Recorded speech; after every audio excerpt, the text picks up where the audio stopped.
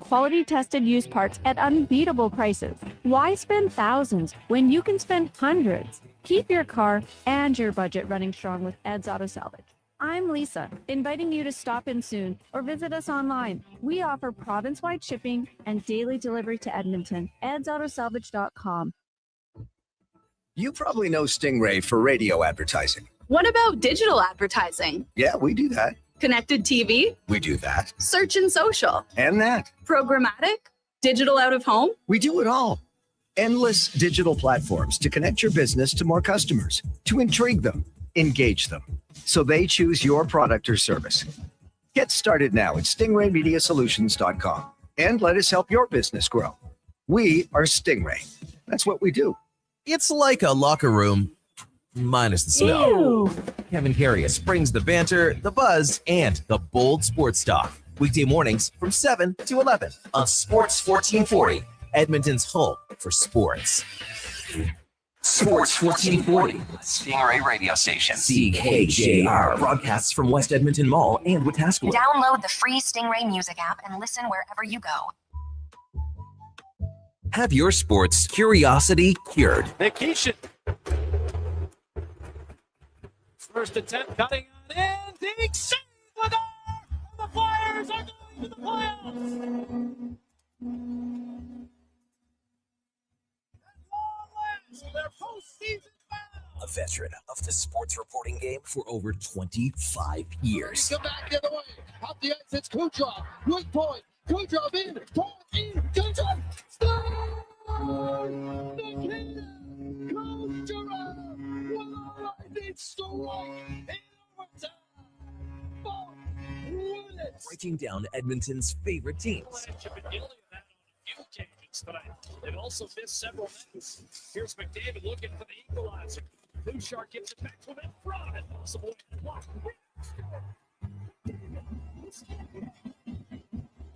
This is Sports 1440 and the Kevin Karius Show.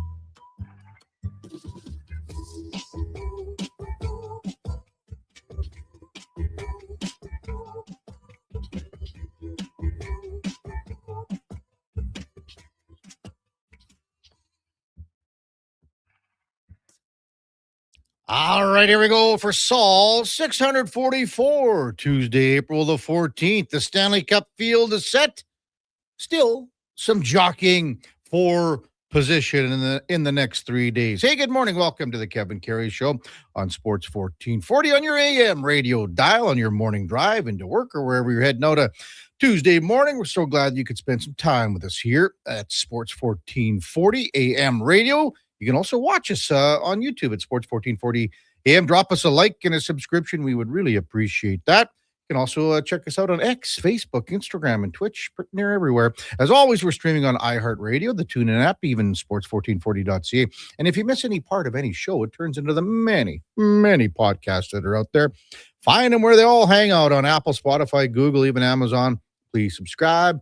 Select the auto download. You'll never miss a second of the show. Yes, all 16 teams are determined for the Stanley Cup playoffs. Still some decisions to figure out who's going to finish where, who will play whom, and we will find that out here in the next couple of days. The Oilers picked up a point last night at Rogers Place, losing to Colorado in a shootout. Vegas beat Winnipeg. And the Kings took down Seattle 5-3. So when you look at the Pacific Division standings, the Vegas Golden Knights have 93 points. The Edmonton Oilers have 91. Anaheim Ducks with 90. And the LA Kings surging with 89. Now, the Ducks and Kings each have 2 games left. The Oilers and Vegas each have 1 game left. So, I mean, there is a possibility that the Oilers could still snag first place in the Pacific Division. They would have to win, and Vegas would have to lose, and then obviously Anaheim and LA wouldn't have to do much in their remaining 2 games as well.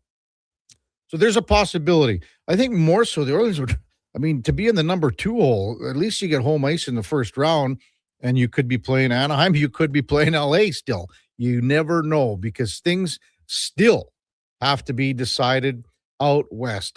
For sure, Colorado has the number 1 seed through the playoffs. They came into that game last night, having clinched it for days and games.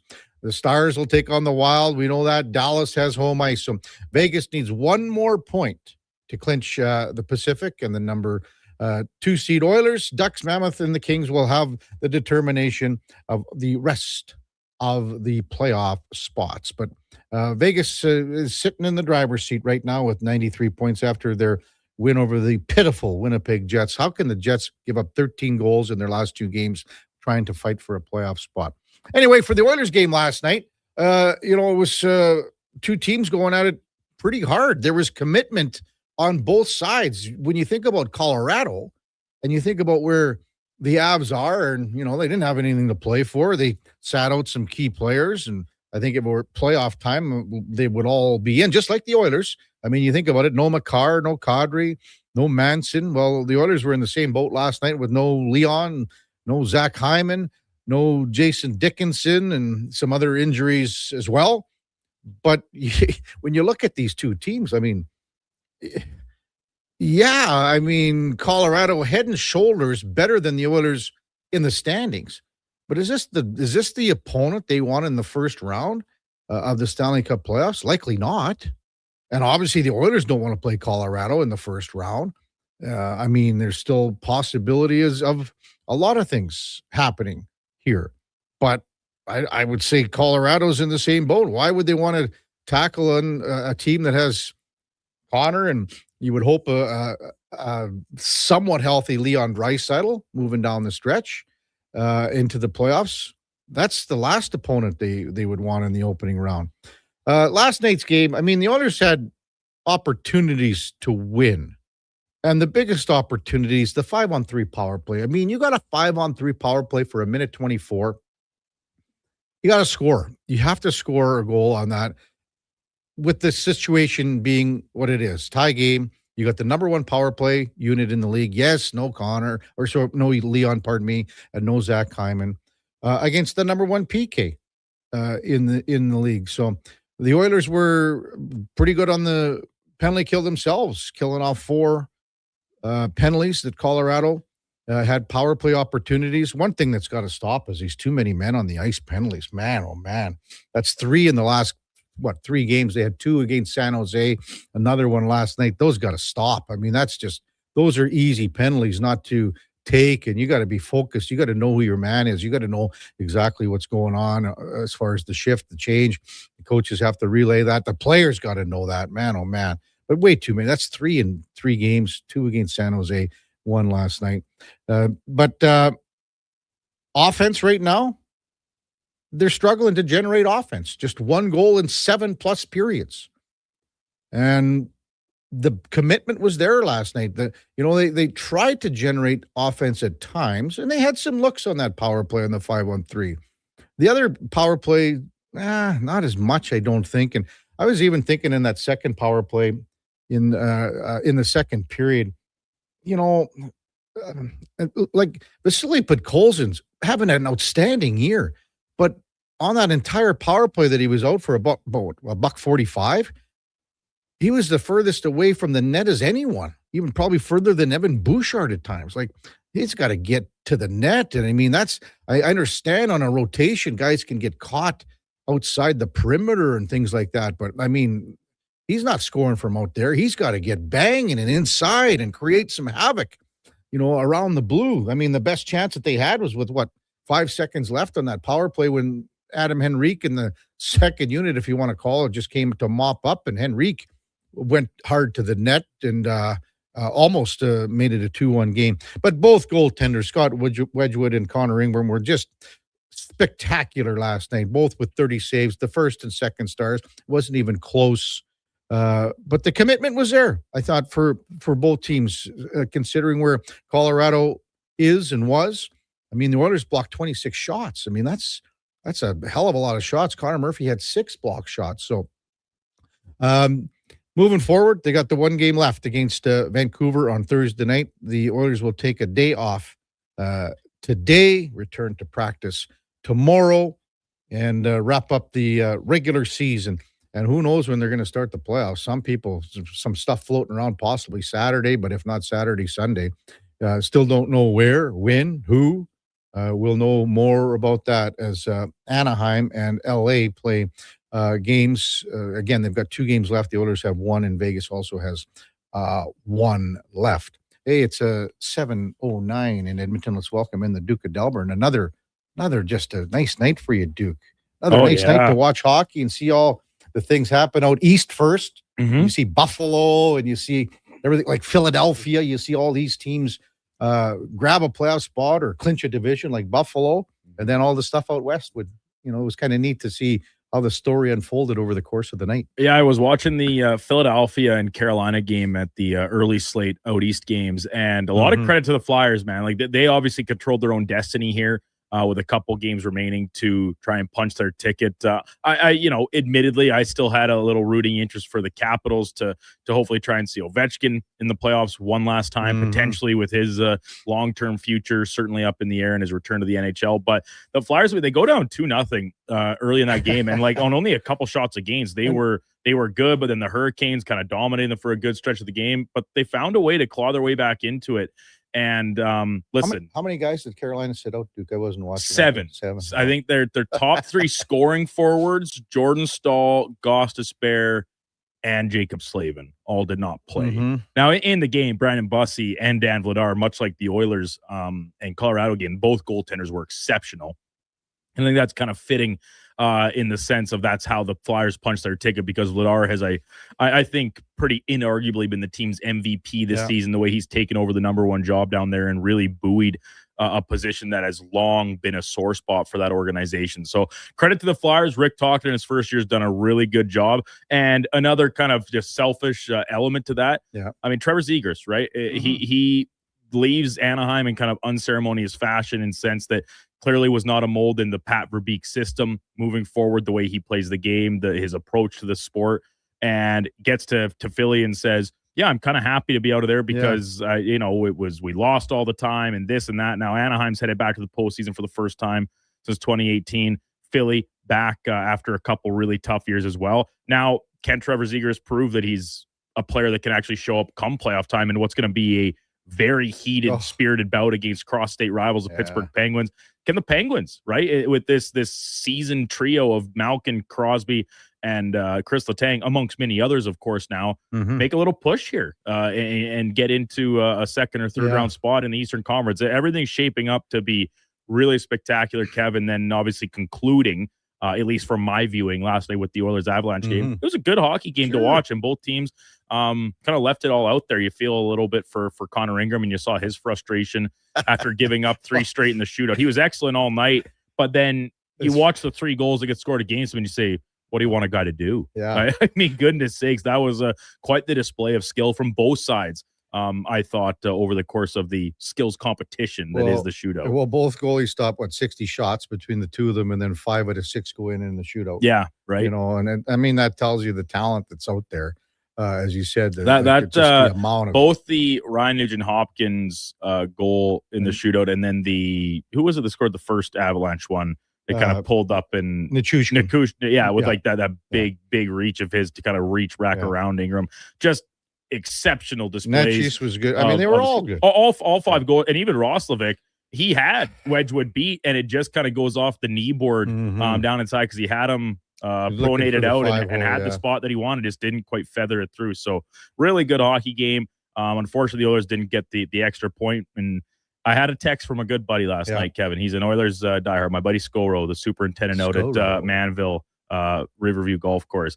And he says, am I crazy, or why not enough? Why is nobody talking about the fact that the Oilers are very much staring down the barrel of the wild card 2 spot here? Of course, their final game is against the Canucks, which seems like a free spot on the bingo card. But if they win, they're not finishing in wild card 1 or 2. No, right? They got 93 points. LA, the most that they could get is 93, and they got them there. So with an Oilers win over Vancouver, the worst that they can be is in third place in the Pacific. Yes, but that's with what. So the point I think my buddy was making is like, yes, the Oilers have 1 game left, and it's against a seemingly far inferior opponent. But if they come up short in that game, the Kings essentially have 2 swipes at it leapfrog them. Anaheim ditto with a pair of games left. They'll go again tonight, of course, to start things off. Right? That's who the Ducks play. Yeah. So it's not out of the woods. We know the Oilers are going to be in the postseason. That X is beside their name, as Connor McDavid and the others have alluded to so many times. But the amount of jockeying that's still to be done across the entirety of both conferences, just 3 matchups determined, 5 still to be done. These last couple of days still have quite a bit of meaning for a lot of clubs. There used to be an old game at the county fair, Duke, and it was like ducks going back and forth, and you would I'm ping familiar. them off. Yeah. So it'd be ding, With and then the duck would turn around. The metal duck would flap over. It'd go back. Well, no, they would go back and forth. So they just go back and forth. But if you hit it, wouldn't it like drop backwards? Like you knocked it down? Like it was on like a hinge. We're probably taking 2 different games. Okay, here. sure. This one would flip around and go back the other way. So it'd just be like ding, ding, ding, ding. Whatever. All right. It's the same thing. That's the same sound that was in overtime with the Avalanche pounding it off the crossbar and post. I don't remember seeing 4 posts / crossbars in a matter of a minute or so. McKinnon hit the bar. Landeskog hit the post. Then Landeskog hit the crossbar on a deflection that was unbelievable. Then McKinnon hit another crossbar, all in the matter of, a minute and change, if that. But, I mean, the game could have been well and over at that point. For sure. Again, so we explain what's going on in the Pacific and the West. So out east, Carolina's got the number 1 seed. We know that. They'll play either Boston or Ottawa. Buffalo's going to play the other team, either Boston or Ottawa. We know that the Canadians are Lightning, and Lightning are going to hook up. We just don't know who has home ice in that series. And then the Penguins and Flyers after Phillies win and eliminating the likes of Columbus and Washington. So we know those 2 teams will hook up in the Battle of Pennsylvania, which is going to be just wild. And we do know that Pittsburgh has home ice there. So still quite a bit to be determined out west in the sense of what's happening in the Pacific. And to be honest, even, with Utah right now, because Utah's, the way the Kings have been going here, and the way that Utah's been playing, they've lost 2 in a row. The Kings have won 5 in a row. And now, LA's just a point back of Utah. So that 1 and 2 could flip-flop there. The Kings, with 2 more wins, could sneak into the Pacific here. There's so many things to look at here in the Pacific Division, and we'll find out more, as we said, in the next few days. Hey, coming up on a big program, we'll check in with Michael Menzies from Oilers Nation. He will lead things off right after the break. We got Mark Spector and Frank Saravalli from Rogers Sportsnet and Frankly Hockey and Victory Plus TV, our 2 hockey insiders. The question for Frank in this Philadelphia series, I mean, this is great because Frank's not a Philadelphia fan. He's not a Flyers fan, but he's a Philadelphia guy, so he has a good pulse on things. I mean, the question for Pittsburgh, who starts in goal for game 1 against the Flyers? Is it Stu Skinner? Is it Artie Shelovs? I mean, do you go with the guy that has a lot of playoff experience the last couple of seasons? Do you go with Shelovs, who's probably been a tad better than Skinner here down the stretch? Another edition of Cam and Eggs. I saw the Caminator up in the press box last night during the game. Brendan Menard, Sherwood Park Crusaders head coach and GM. They're getting ready for round 2 of the BCHL finals. Playoffs. Round 2, they'll take on Brooks. So we'll talk with Brendan about the series upcoming. Christina Litz from the Northern Super League. So it's a new women's soccer league that's just starting up. Christina will check in at 10 bells. And then we got Connor Halley, as usual, in his 10:20 time slot on a Tuesday to wrap up the show. When we come back, Michael Menzies from Oilers Nation on the Kevin Karius Show with the Duke of Delburne, Josh Fenwick on Sports 1440 AM Radio. We're streaming on YouTube, X, Facebook, Instagram, and Twitch. It's Truck Month at Wolf GMC Buick, and we know trucks. And we have the best deals of the year right now. Some have 0% for 4 years. We have 0% for 6 years. That's on our #1 selling GMC Sierra half-ton crew cab, or the Elevation, the AT4, or Denali. Yep, 0% for 72 months. And Costco members get an extra discount on some of our SUVs. Pop in today and drive away smiling. Wolf GMC Buick. we're making it easy. One app, triple the action. Play Alberta is proof that good things do come in threes. Whether you're into playing any of our exciting casino games, betting on your favorite professional sports teams from around the world, or buying into Canada's biggest lotteries, Play Alberta is the province's only app to do it all. Download today and discover a new way to play. Must be 18 plus to play. If you gamble, use your game sense. Business owners, if rising electricity costs are cutting into your profits, there's a smarter way forward. Right now, federal clean technology tax credits can cover 30 to over 50% of the cost of a commercial solar system, delivering an immediate return on your investment. And in Edmonton and Sturgeon County, the Commercial Clean Energy Improvement Program offers long-term financing for up to 20 years, making solar more affordable than ever. Lock in lower energy costs for decades and strengthen your bottom line. Visit GreatCanadianSolar.com to get started. This hockey season, before every game, check out the pregame show with Andrew Walker on Sports 1440. It's brought to you by Titan Supply, your only source for rigging, lifting, and hauling products. Visit titansupply.ca. Fast track your financial goals with a special rate term deposit from Vision Credit Union. For a limited time, take advantage of a great rate on 1, 3, or 5-year terms. Plus, as a Vision Credit Union member, you can earn up to 25% more on your interest through profit shares. For details, contact your branch today or visit visioncu.ca. That's visioncu.ca.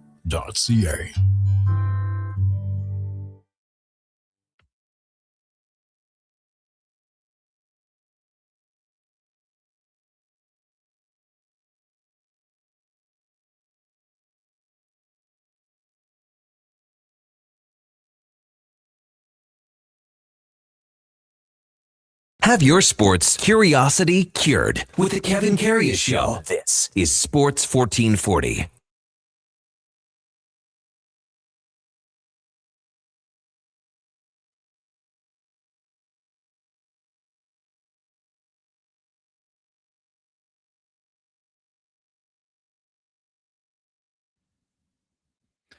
All right, welcome back to the big program, 721 in Edmonton.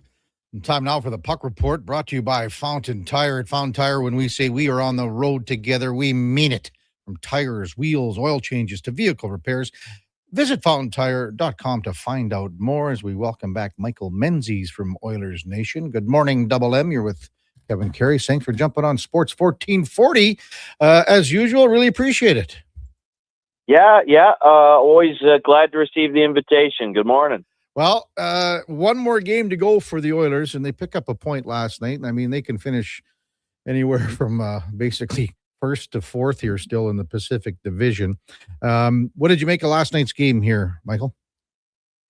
Well, I thought largely, entertaining hockey game. And, I thought the Oilers had some good chances to win the hockey game and just came a little short. The last two games, the Oilers have struggled to put the puck in the net. Yeah. And, Connor Ingram, I thought was a big story. It was a bit of a goaltending duel, and Ingram really gave the Oilers a quality start with 30 saves in the hockey game and a little help from his friends and ping pang in the posts.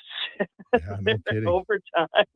I mean, it was quite something, but I just thought the critical point of the hockey game for the Oilers was the 5-on-3 opportunity, and some looks, some chances, but Colson in front, not able to redirect the puck in that Zach Hyman spot, and it's become everyone knows it. I mean, without Draisaitl and Hyman, that power play has not been the same.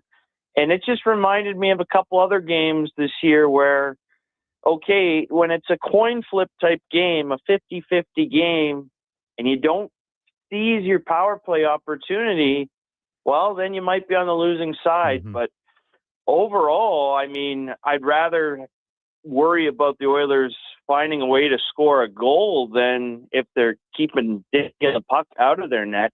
Yeah. And in the last two games, they've only given up 2. So that's not too bad. Well, that's the whole thing here, Michael. I mean, for how many years, months, games we've been talking about this team, it's more about keeping the puck out of the net. They're doing that now. And then when you get the cavalry coming in, Zach Hyman, and hopefully sooner than later in a Leon Draisaitl, that should come together, no? Well, that's what you got to think. I mean, those are some significant pieces, and because the injuries have just come, they've been staggered, and they've come to each different line. You know, you can even look at it with Dickinson going out, and that's what makes their forward group, I think, so interesting about how, you know, Chris Knobloch chooses to approach it heading into the playoffs, but also who's available. I mean, we had seen Dickinson since he'd come in. Okay, the Oilers can go and play more matchup with a third line, let's say, and look for those opportunities.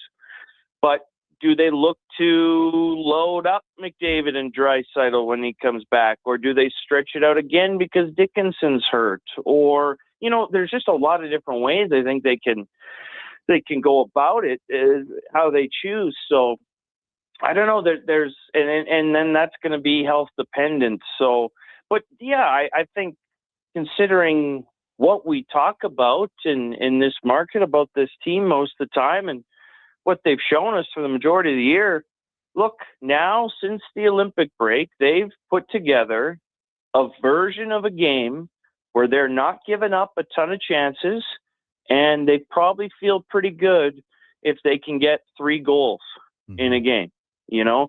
And so that's something that they didn't have in their bag before. And I'd rather worry about, okay, which combination do you need to put together? Who's going to score the big goal? Because I think that will inevitably come. Michael Menzies from Oilers Nation, our guest on the Kevin Karius Show here on Sports 1440. Well, you mentioned that 5-on-3 power play. They had a $124. They had a few chances, as you said, but nothing really crazy dangerous.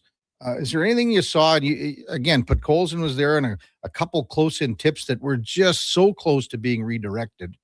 But anything else that you saw as far as around the perimeter, and maybe what you saw from Colorado defending it quite well as well? Well, I think my takeaway would be that they sort of lack the shooter. You have Bouchard at the top, and he gets blasted, and he hasn't been quite to that Bushbaum level of finding a way to get those shots through and be accurate and in the net that we see when his game's at his very best. And you talk about a guy who I think 2 or 3 notable crossbars on the power play since Draisaitl has gone down. He's heard that unfriendly ping of the bar for him, but a guy who can go shoot the puck into the net.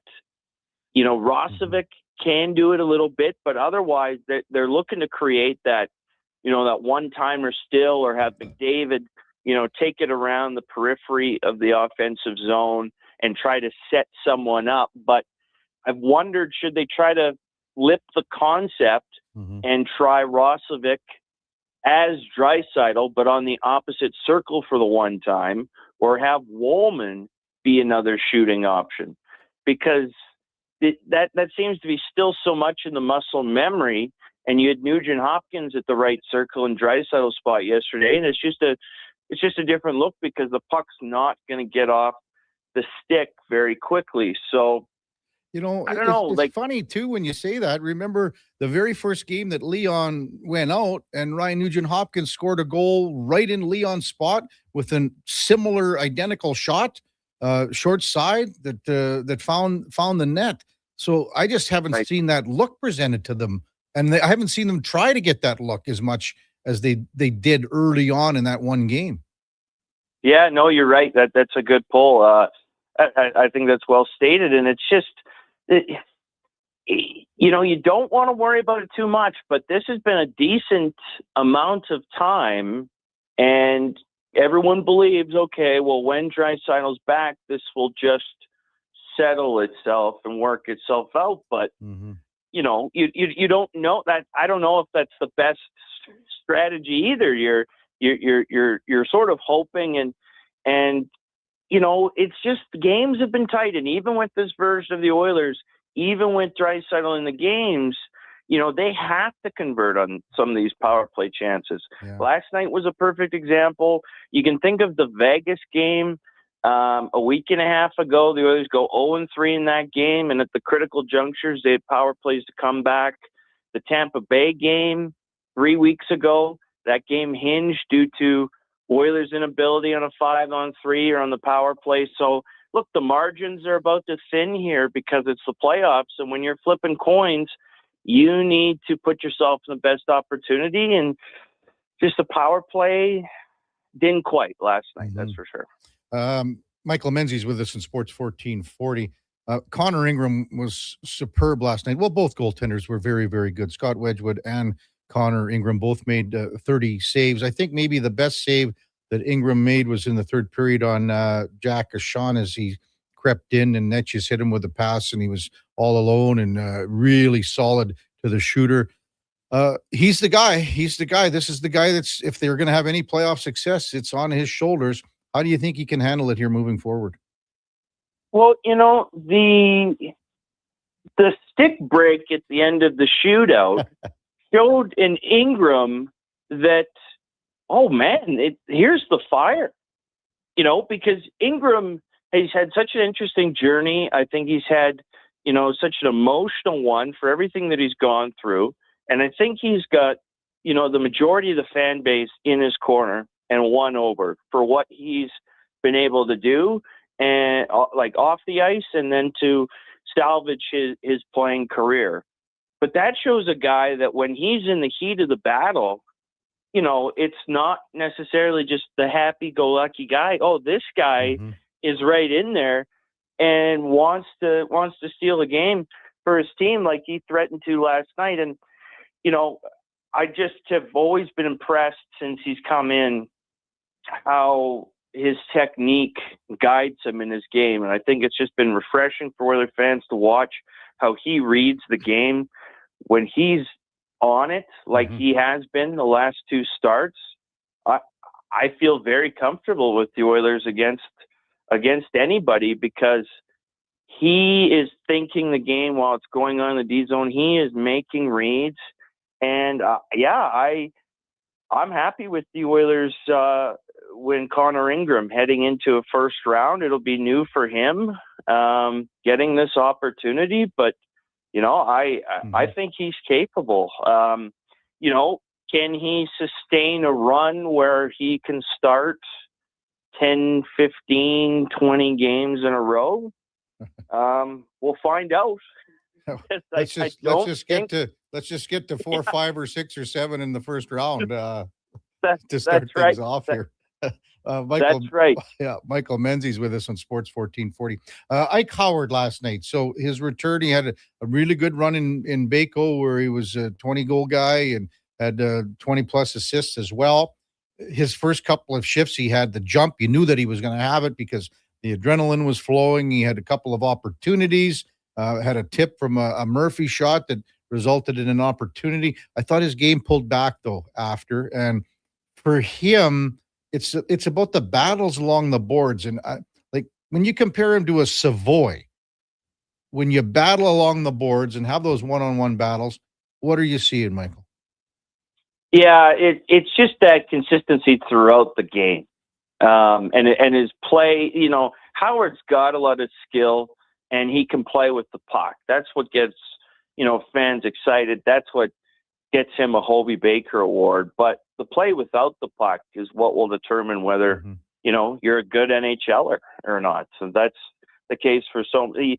I don't know what the stat is that you play maybe 10 to 15% of your total game with the puck, for NHLers or anybody at any level. So you got to figure out how to play without it. And I think that's still coming. I thought Howard, I don't think Howard played a shift in the last 14 minutes of the game. And then I guess add 5 more minutes of overtime. Well, and I don't thought, you think at that point too, the coach is going with guys that he trusts, he believes, right? So, Yeah, I just, a shift, 2 shifts in a tie game where the Oilers were, hadn't gotten a goal that wasn't Connor McDavid's in the last two games, maybe that could be a difference too. I'm not saying play the wheels off him. I'm just saying, a shift here or there. But Knobloch's the coach. Howard's got to earn his trust. I think there could have been a bit more opportunity there, considering where the Oilers are. But Howard has to seize it when he gets the opportunity. And I still thought there were more good things than bad. But is he an option here in the postseason? There's a lot of forwards. Yeah. There's a lot of forwards, and they're hopefully getting healthier. Yeah, if everyone's healthy, he's back to Baco to play a ton and see what happens during the playoff run there, and you take it from there. Michael Menzies with us. Hey, I wanted to ask you about a little quick article, and you penned it after, it was in The Athletic regarding Chris Pronger. And I remember this, it's 20 years ago and everything that happened about when he signed and how excited. I mean, they had a barbecue out in the lawn where the old Oilers offices used to be. And they brought in Pronger and Mike Pekka, and the fans came out and there were balloons and everything. And this was the turning point of the franchise, because after the lockout, there was fiscal responsibility. And then we find out that he's pretty lit up when he signed this contract. Do you believe that? No, I believe that's how it went down. See, I think that after 20 years, I think a yarn gets spinned a little differently.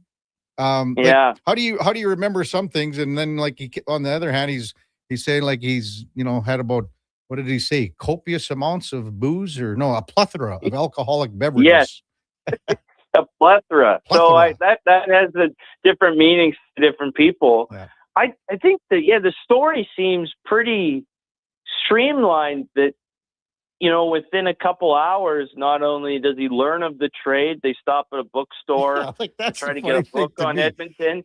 What you're leaving a party and you've had a plethora, and you better pick up a book here at a bookstore about Edmonton. Yeah. So they're stopping at bookstores, but it doesn't, that's the part that doesn't quite make sense to me, is okay, we're going to continue negotiating. It's 2 a.m. and my agent is advising me and saying, oh, well, your word is gospel at this moment. We're not going to revisit it. There's no wiggle room here. Well, that's the part that you better get a new agent if you're signing a contract at 2 a.m. after a plethora. Yeah. That doesn't quite wash for me. Something stinky here. Well, and the book comes out today. It'll be coming to my my doorstep here today at some point, because a lot of Oiler fans were very curious about what's he going to say about Edmonton. And then Pronger scoops himself in The Athletic yesterday and releases probably what has the most juice to it, or the most drama the day before. For Edmonton fans. Yeah, and I this whole thing has kind of smelled of a bit of a political campaign where, okay, the candidate is publishing a book on the way to a leadership position. It feels to me Pronger wants a management job, or this will suit himself for that bid, and he's made all the rounds on the hockey podcast and the shows and everything else. And if I had a plethora amount of booze, I don't think I'd be stopping at a bookstore on the way home from this party to find out what Edmonton's all about. Doesn't make sense. A plethora. Yeah. Hey. Yeah. So we'll see if anything else, juicy comes out of the book. I tend to think probably not. But, Pronger said a few years ago on Spit and Chicklets that he was sold a bill of goods by Edmonton, and it didn't come through. And I don't know what that meant. He never elaborated on what that meant. And I don't know, we're left to wonder. In a cup final. I don't know how much closer he thought he was going to get here, but whatever. That's 20 years ago, and Whatever. Hey, I wanted to ask you just a quick one about the AJ final, semifinal, I guess it would be, with Whitecourt and Grand Prairie. So being the play-by-play guy for Bonnyville, you know these two teams quite well. What is it, 3-3, Whitecourt and Grand Prairie? Yeah, Game 7 tonight for the North Final. And, I mean, you could argue this is like the de facto final. I mean, these have been the league's two strongest teams throughout the course of the season. And, you know, the South in the AJHL has kind of been like the NHL specific, where it's been a little weaker compared to the North. But Canmore's already through, and they've been waiting for a little while here to determine. And it's been a back and forth series between Whitecourt and Grand Prairie. So, you know, the Wolverines, they get home ice here. They've gotten good goaltending from Elliot Pratt, but Pratt had a tough game in Game 6. Winner take all. I slightly lean to Grand Prairie in terms of who I expect. They beat Whitecourt last year in this North Final in 4 straight, but Whitecourt's been able to play with speed and pace in a better way than I think they have in these challenges the last couple of years. So, you know, they've had a terrific record. Sean Martins ran a good program there for Whitecourt, and you know, Grand Prairie, they're looking to avenge a loss in the AJHL final last year and punch their ticket again. So it'll be interesting up in Whitecourt at JDA Place what goes on. But definitely the most compelling series and the one with the two best teams in the league going forward. Mike, good stuff. We'll talk to you later. Enjoy the stretch run here a few more days, and then round 1 of the Stanley Cup playoffs. Take care, man. Yeah, it's arrived. We're excited. That's for sure. Thanks so much, Kevin. All right, Michael Menzies from Oilers Nation and the Puck Report, brought to you by Fountain Tire. We got one thing on your mind and our mind as well. It's your vehicle. Visit fountaintire.com to book your appointment today. Text 833-401-1440. My buddy Blair comes in, or as I like to call him, Cosmo. Pronger had 20 years to come up with that excuse. That's like someone picking the Jets would make the playoffs several months ago. Yeah, the Jets run came to an end last night. So disappointing to see how they performed. Saturday, I guess, even more so. Losing, 7-1, then 6-2 last night. Not enough. Hey, this is the first time in 10 years plus that the President's Trophy winner and the defending Stanley Cup champion are not in the playoffs.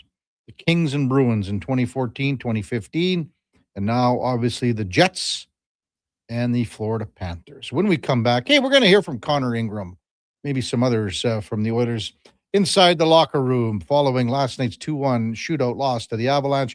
It's the Kevin Carey Show with the Duke of Delburne. Josh Fenwick on Sports 1440 AM radio. We're streaming on YouTube, X, Facebook, Instagram, and Twitch. Silent Ice Sports and Entertainment is an innovative market leader across Western Canada. Properties include the Spruce Grove Saints, the Junior Prospects Hockey League, Silent Rides Charter Company, the Hockey Super League, and the newly launched Female Super League. Silent Ice also owns the Western Hockey League Seattle Thunderbirds and operates the Morinville AAA Arena. The Silent Ice Center, a new state-of-the-art entertainment facility in Nisku, features 2 sheets of ice, a 1,600-seat arena, as well as Summit Restaurant. Learn more at silentice.com. At Fountain Tire, the savings come in threes. Up to 25% off select tires, a mail-in rebate of up to $100 off a set of 4 select tires, and $50 off a $150 service. We're basically the BLT of savings. Until April 25th. Restrictions apply. Book today. Come for Canada's largest trade shows, the biggest names in entertainment, exhilarating sporting events, and more. And stay for the experience at the Edmonton Expo Centre. Looking for the perfect place to host your next big event? From parade shows to galas, meetings, and concerts, the Edmonton Expo Centre has the space, event expertise, and service to make your next event unforgettable. With over 522,000 square feet of flexible event space, in-house catering, and operational expertise, they bring your biggest vision to life.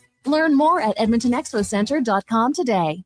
Want to invest in Alberta's workforce, fill your talent pipeline, and get funding?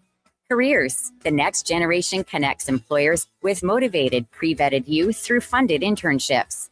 Easy, impactful, and risk-free. When you work with a group like Careers who have experience in that area, they can demystify and navigate all the complex steps and stakeholders that have to be involved.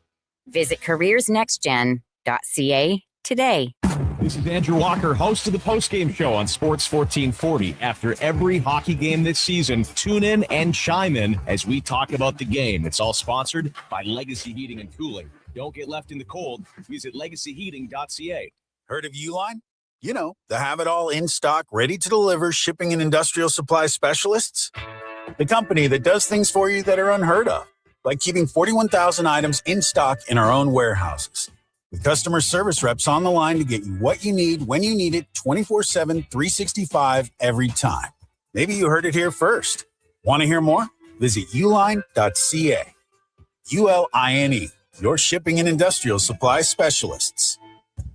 Think a quality golf cart is out of your budget? Think again. At the Golf Cart People, we have a fantastic selection of fully inspected, pre-owned carts starting at just $4,500. Choose from gas, electric, or lithium-ion power to fit your lifestyle. And the best part, every used cart comes with a 1-year warranty for total peace of mind. Why wait? Get the cart you've always wanted today. Visit the Golf Cart People. Find out more at golfcartpeople.com. Why should you drive a Subaru? How about durability, style, and an excellent customer experience from the moment you step into the showroom? And how about accolades, including awards for numerous 2026 Subaru models from both AutoTrader and JD Power? But don't just take my word for it. Take a test drive and you'll see why the Subaru name is recognized and renowned for quality. To learn more, visit Subaru.ca. Welcome to Uncommon. Welcome to Subaru.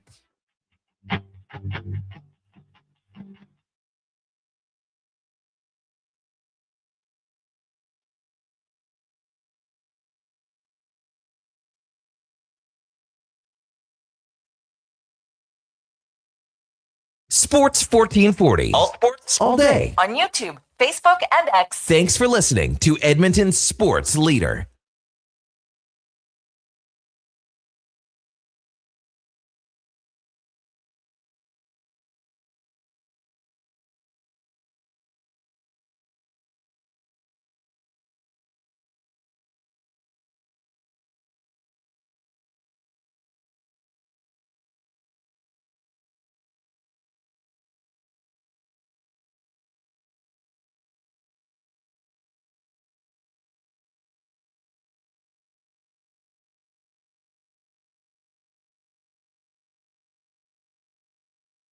All right, welcome back to the big program, 746 in Edmonton. Kevin Karius, Duke of Delburne, and Josh Fenwick with you here on Sports 1440 AM radio.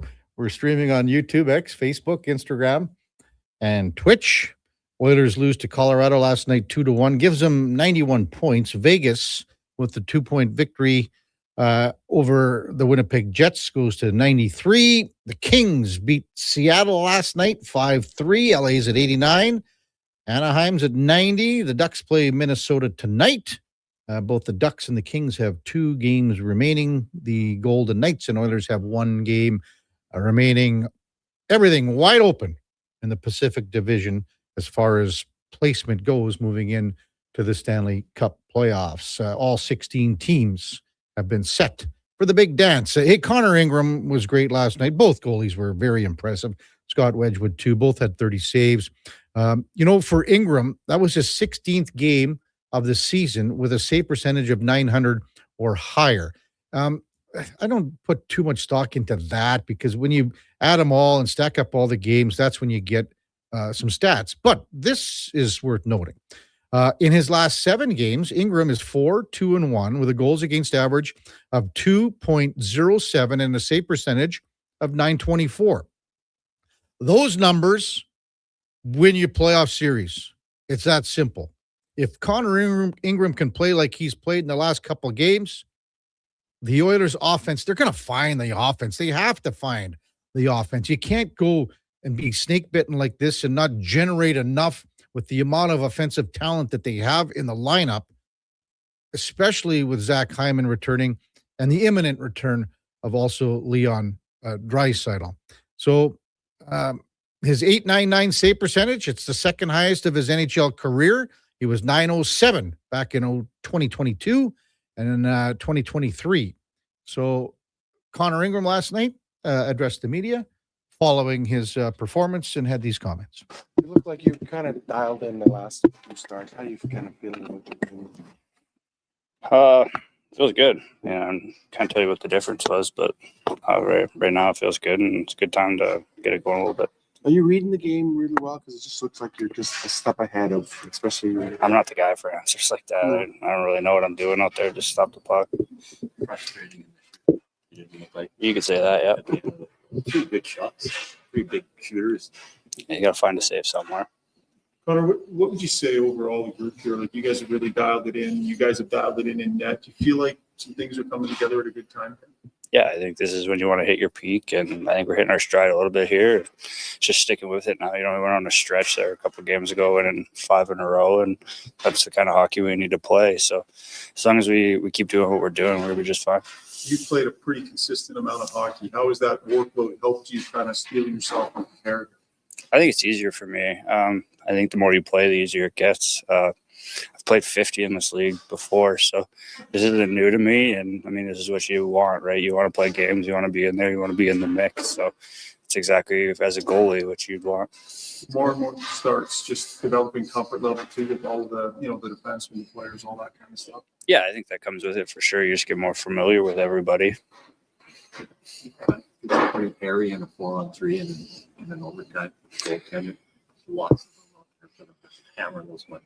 Yeah, there is. I thought we did a great job, though. Nothing really through the seams, and even when they did, they put it back to the top, which, I mean, shows we're in good spots. And Murph and Doc are putting it on the line to make sure those don't get to the net. So I don't think any did. The only ones were just McKinnon walking down the hill there, which I can see. So I think we'll take that for sure. So it looks like there's a good chance game 2 will be pretty meaningful. You guys are in the playoffs, but it's still going to be a game that counts. Is that heading into the playoffs? Is it good to have an important game right at the end as opposed to?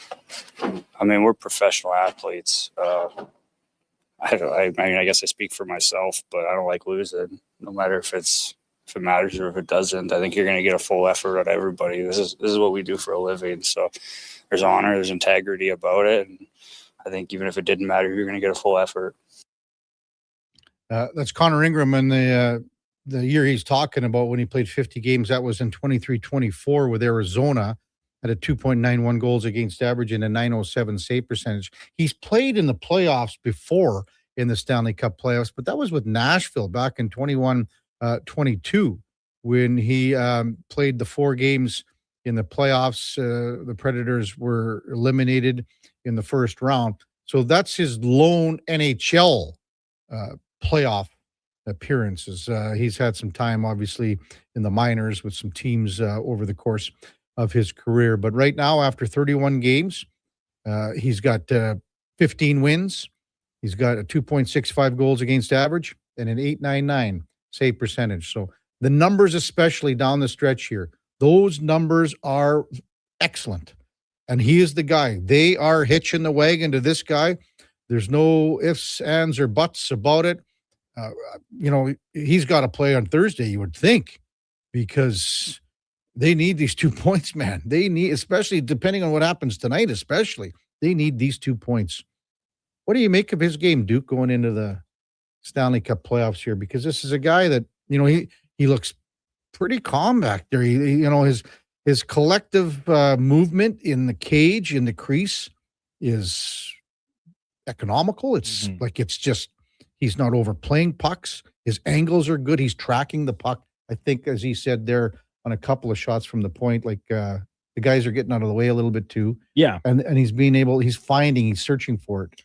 Yeah, I think this can go back to once he kind of found his footing upon recall from Bakersfield, and I think it's a pretty stark contrast in his style of play compared to, say, that of Tristan Jarry. And we understand Jarry is struggling in his own game and has for essentially his entire time as an Oiler.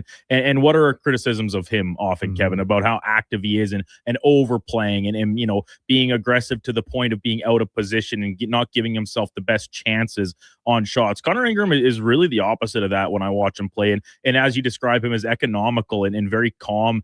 And I think that presence tends to spill out into the rest of the team, and especially the defense group, knowing that if it's and what he's provided is at times excellent goaltending. I think last night is a prime example of that. But if not that, then just solid net minding for the vast majority of the time, which we know from this Oilers group and the core players in particular that have been to back-to-back Stanley Cup finals that they do not need an Andrei Vasilevsky. They do not need Igor Shesterkin, right? These absolute game-stealing type goalies. They don't need that to have success. They have the horses elsewhere across their lineup. And right now, with just one regular season game left, I can't help but say it feels crazy how the season has gone, that goaltending would be very far down my list of concerns or areas of focus about what could possibly, I don't know, sink this team here in the playoffs. And to me, it's health, number one. I think that's a very strong option for top of your list of concerns. And there are other things for sure. And I think we'll touch on maybe them as the morning progresses and an in or out in the 9 o'clock hour. But yeah, to Ingram, I'm feeling very confident in his game right now, watching him play on a game-to-game Tell you basis. what, too, and that after that 5-on-3 ended and Connor McDavid took that slap shot from Kulak behind the net. Yeah. And you're thinking, oh, man. Could you? And I mean, everyone's taking one off the boots, if you played any sort of hockey. And sometimes it gets you in a place where it's okay. Sometimes it gets you in a place where it ain't okay. And Connor doesn't wear any of the plastic guards or anything like that. So, that I was thinking, man, oh, man, could you imagine something happens? And it's going to be worse today than it was last night. Oh, you take it out and it swells up and whatever else. So, again, Oilers with a day off today. They'll be back at practice tomorrow. Close out the regular season Thursday against Vancouver. Coming up at the top of the hour, Mark Spector from Rogers Sportsnet. Frank Saravalli from Victory Plus TV to follow. Before that, time now for a Sports 1440 update brought to you by Fusion Promo Marketing. Expand your brand. High-quality promotional products for businesses, sports teams, and corporate events. Get noticed at fusionpromomarketing.ca. That's Fusion with a Z. Here is the Duke. This is a Sports 1440 update.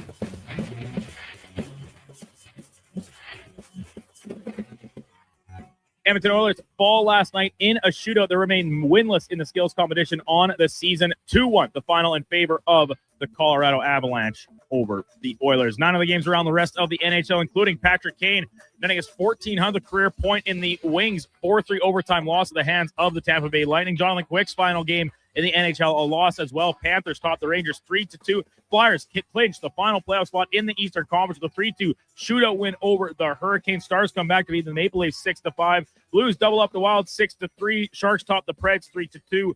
Hawks fall to the Sabres 5-1. Kings, they grabbed the final Western Conference playoff spot with a 5-3 win over Seattle. And in the nightcap, the Vegas Golden Knights jump top the Pacific Division with a 6-2 win over the Jets. Across the majors, yesterday 10 games total, including Seattle beating Houston 6-2. The Orioles get past the Diamondbacks 9-7. Yankees win a track meet game over the Angels 11-10. And the Boston Red Sox, they fall to Minnesota 13-6. WNBA draft went last night, and expansion team Toronto Tempo with their pick number 6 overall take Kiki Rice out of UCLA, coming off a national championship in the Big Ten, and also reportedly signing Hamilton, Ontario native Kia Nurse. Nurse spent last season with the Chicago Sky. Coming up in hour 2, the Kevin Karius Show will be joined by Sportsnet's Mark Spector and Frank Saravalli from Victory Plus TV. I'm Brandon Douglas at your Sports 1440 update. Sports 1440 in West Edmonton Mall and Wetaskiwin. CKJR is a Stingray radio station. Download the free radio player app and listen wherever you go.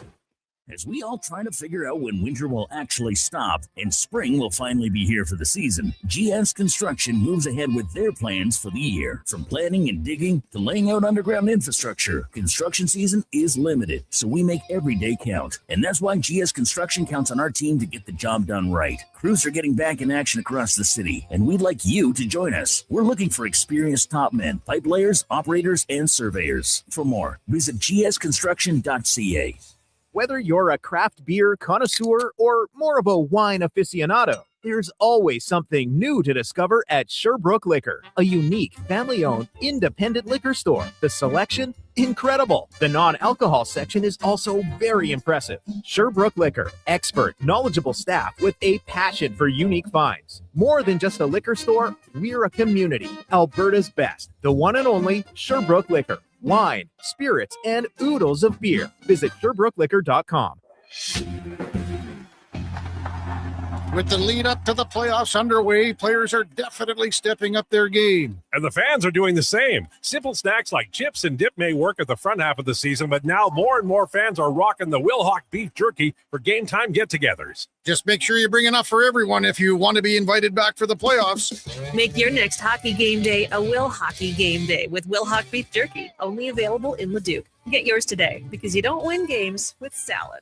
Do you have neck or back pain? Ever go for treatment hoping for a simple fix only to realize your stubborn spine is basically a science project with attitude? Hey, we get it. And honestly, we're a little sorry because great rehab does take proper experimenting. But at Leading Edge Physiotherapy, we don't just toss exercises into the beaker and hope it doesn't explode. We start with the right diagnosis, then mix hands-on care, precise manual therapy, and evidence-based technology. The formula your body actually needs. Science and skill with gratitude, not attitude. LeadingEdgePhysio.com. For over 60 years, the folks at Diablo Boots have been selling the best Canadian-made boots. Handcrafted in Winnipeg, Canada West makes the best quality cowboy, biker, and work boots for Diablo Boots with replaceable soles and heels. Why buy cheaper quality like Ariat, Justin, and Red Wing made in China when Canadian-made is better? Support Canada's workers and Diablo Boots for the best boots. So save on boots by Save On Foods. That's Diablo Boots, 3340 Gateway Boulevard on the east side of Save On Foods. Canada West and Diablo Boots, the two best names in the boots business.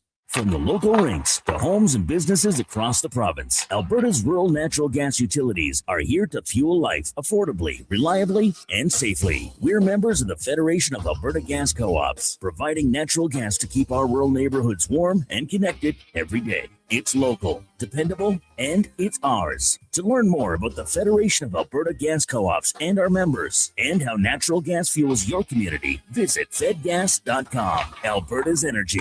Game on.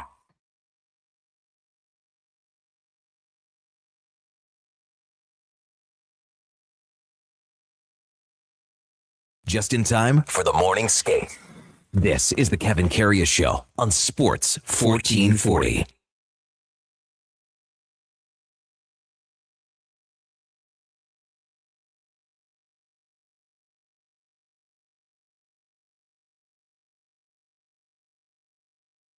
All right, welcome back to the big program. 8:01 in Edmonton. Kevin Karius, Duke of Delburne. Josh Fenwick with you here on a Tuesday morning. So glad you could spend some time with us here on Sports 1440 AM radio. Time now for On the Mark, brought to you by Northgate Chevrolet Buick GMC. Spring is coming. Well, it's here. We hope it's here. And so are the Corvettes. Come see the vets inside Northgate showroom and get 0% financing. See more at northgategm.com as we welcome in Rogers Sportsnet. Good morning, Spec. What's going on, buddy? It was a decent game last night to watch, and saw you there. Who were you yakking it up with there in the first period intermission? Normally you're accessible, but you weren't. You seem to be deep in conversation. I was talking with my buddy Leaf Scout, Jason, and when you start talking to a Leaf Scout about the Leafs, you better have some time right now. They've got a few things going on there. I don't know if you noticed. Sorry, what was his name? What was his name? Jason's his first name. Okay, sorry. Yeah, okay. That's what I thought you said. So anyway, I mean, yeah, you got to be right about that. They've got lots to unpack there, don't they? Oh boy, they got lots to unpack there. Yeah. And everyone's, when it's just like anybody in any company. If your CEO gets fired and you're still working at the company,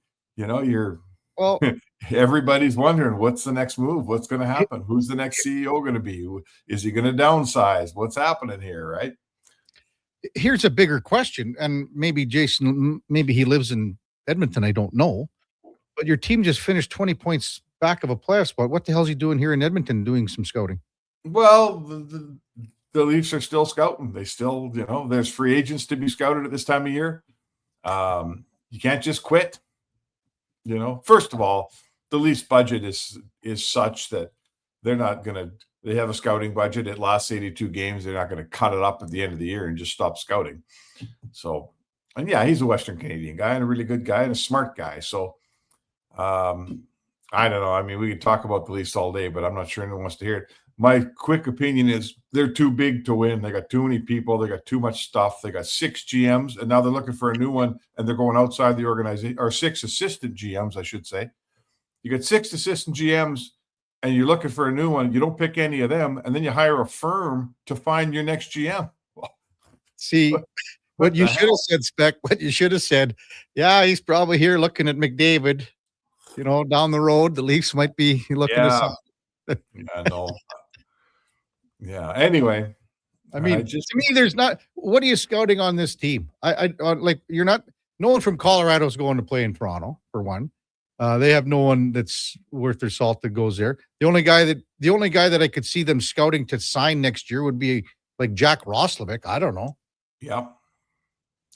I mean, there you go. That's a guy right there. There's a free agent a pending free agent, perhaps.